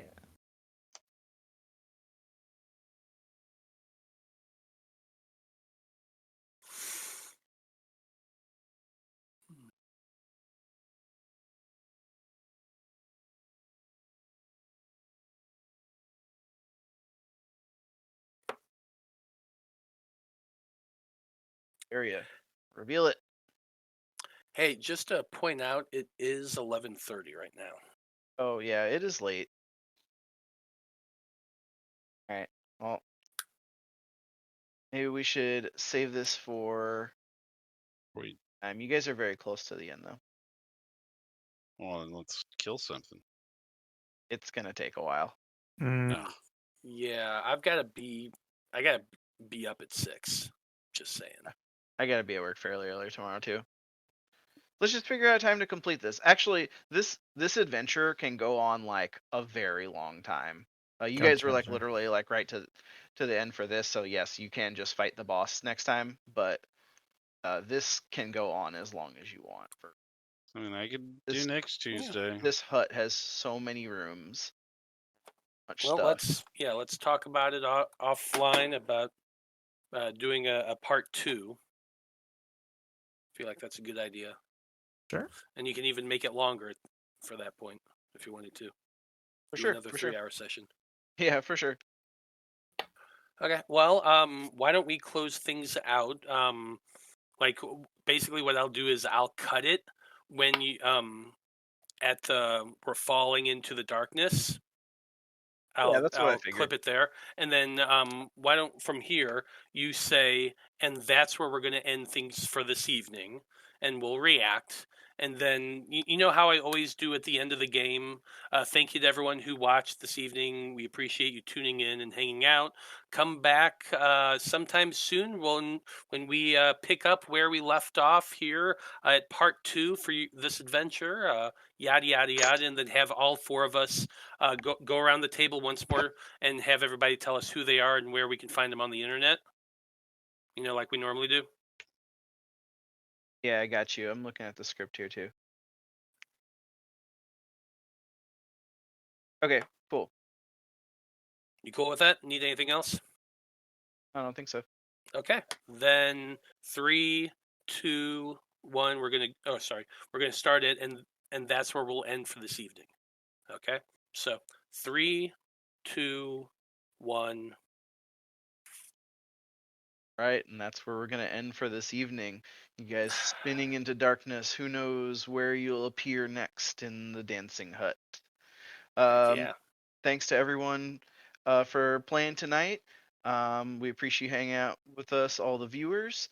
And let's go around the table and have everybody tell us their names and where we can find them on the internet. Let's start with Alyssa. Hi, Alyssa, and or on our Random Rhapsody Discord, Serenity. I'm not really found on the internet. I have an Instagram where I have posted some of the nerdy crochet things that I've made. And otherwise, if anyone who watches is interested in LARPing and or Beacoline, I can be found on most of those servers and or Facebook groups. But otherwise, yeah, I'm pretty much just here. Hi. Great. How about Joe? Well, I am Joe. I have been Gingy. I am Blood from a Stone on all the social media stuff.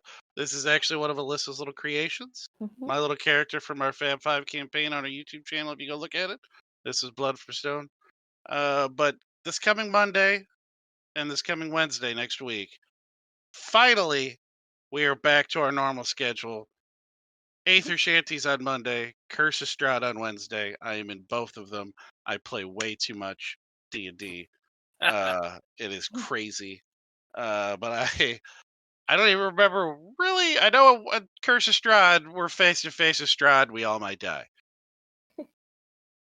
As one does. Vaguely remember what we're doing at Aether Shanties. It's been about a month, maybe a little more. I think we're about to get back on the boat, and we're going to another island on the planet we're on, I think. So you'd go talk to somebody else, but it's a lot of fun. Come watch both of them. I'm crazy in both of those as well. Just, I think there's a pattern. I don't play normal characters anymore. It could only be you. Yeah. I mean, pretty much it's like, it's Quagmire. Yeah, that's me. It's Joe. Yeah, I'm that guy. So. Yep. All right. How about John? Tell us about yourself. I'm John. I played Sister Evangline. It was a blast. I'm so excited. But you can find me here every other Monday and Wednesday, opposite of Joe. I am in the Aether Tech Wars on Monday and the Imaginites campaign on Wednesday. I love all of my characters. They're wonderful. But you can also find me at Blue Sky at johnpoart.bluesky.social or Instagram at creativepanda88. How about you, Matt? No one's ever heard of you before. Yeah, nobody knows me on this channel. No way, no how. Well, howdy everybody. I am Matthew R. Dawson, aka Scruffy Wanderer, on the tweets, the instas, the blue skies, and pretty much anywhere else where social media exists. That's where you'll find me. Also, generally speaking, I'm the friendly neighborhood host and GM on a lot of the Random Rhapsody network. Though we do have some other people stepping in from time to time, and I'm always happy for that because that lets me get to play really, really ridiculous characters. Today I was playing the Many, and I was making everybody uncomfortable by the things I said, which were all completely innocuous. So I don't know, but hey, it was a lot of fun doing that. And other than playing that kind of weird character. You can find me literally every Monday and Wednesday running some type of crazy game for some type of crazy people, and always having a blast doing it. So follow me right here along with everybody else. Thanks. Thank you to Coins for actually running our one shot here. It's a lot of fun. Hope we didn't sideline you too bad, buddy. No, you're fine. This is fun. Yeah, so you want to introduce Uh, yourself? That's me. Uh, I'm Coins. You can find me on the internet. Devil Fetish. If Oh, you keep cutting out. yes, I don't know what's wrong with this thing. I probably need a new mic. Yeah, get All a right. headset.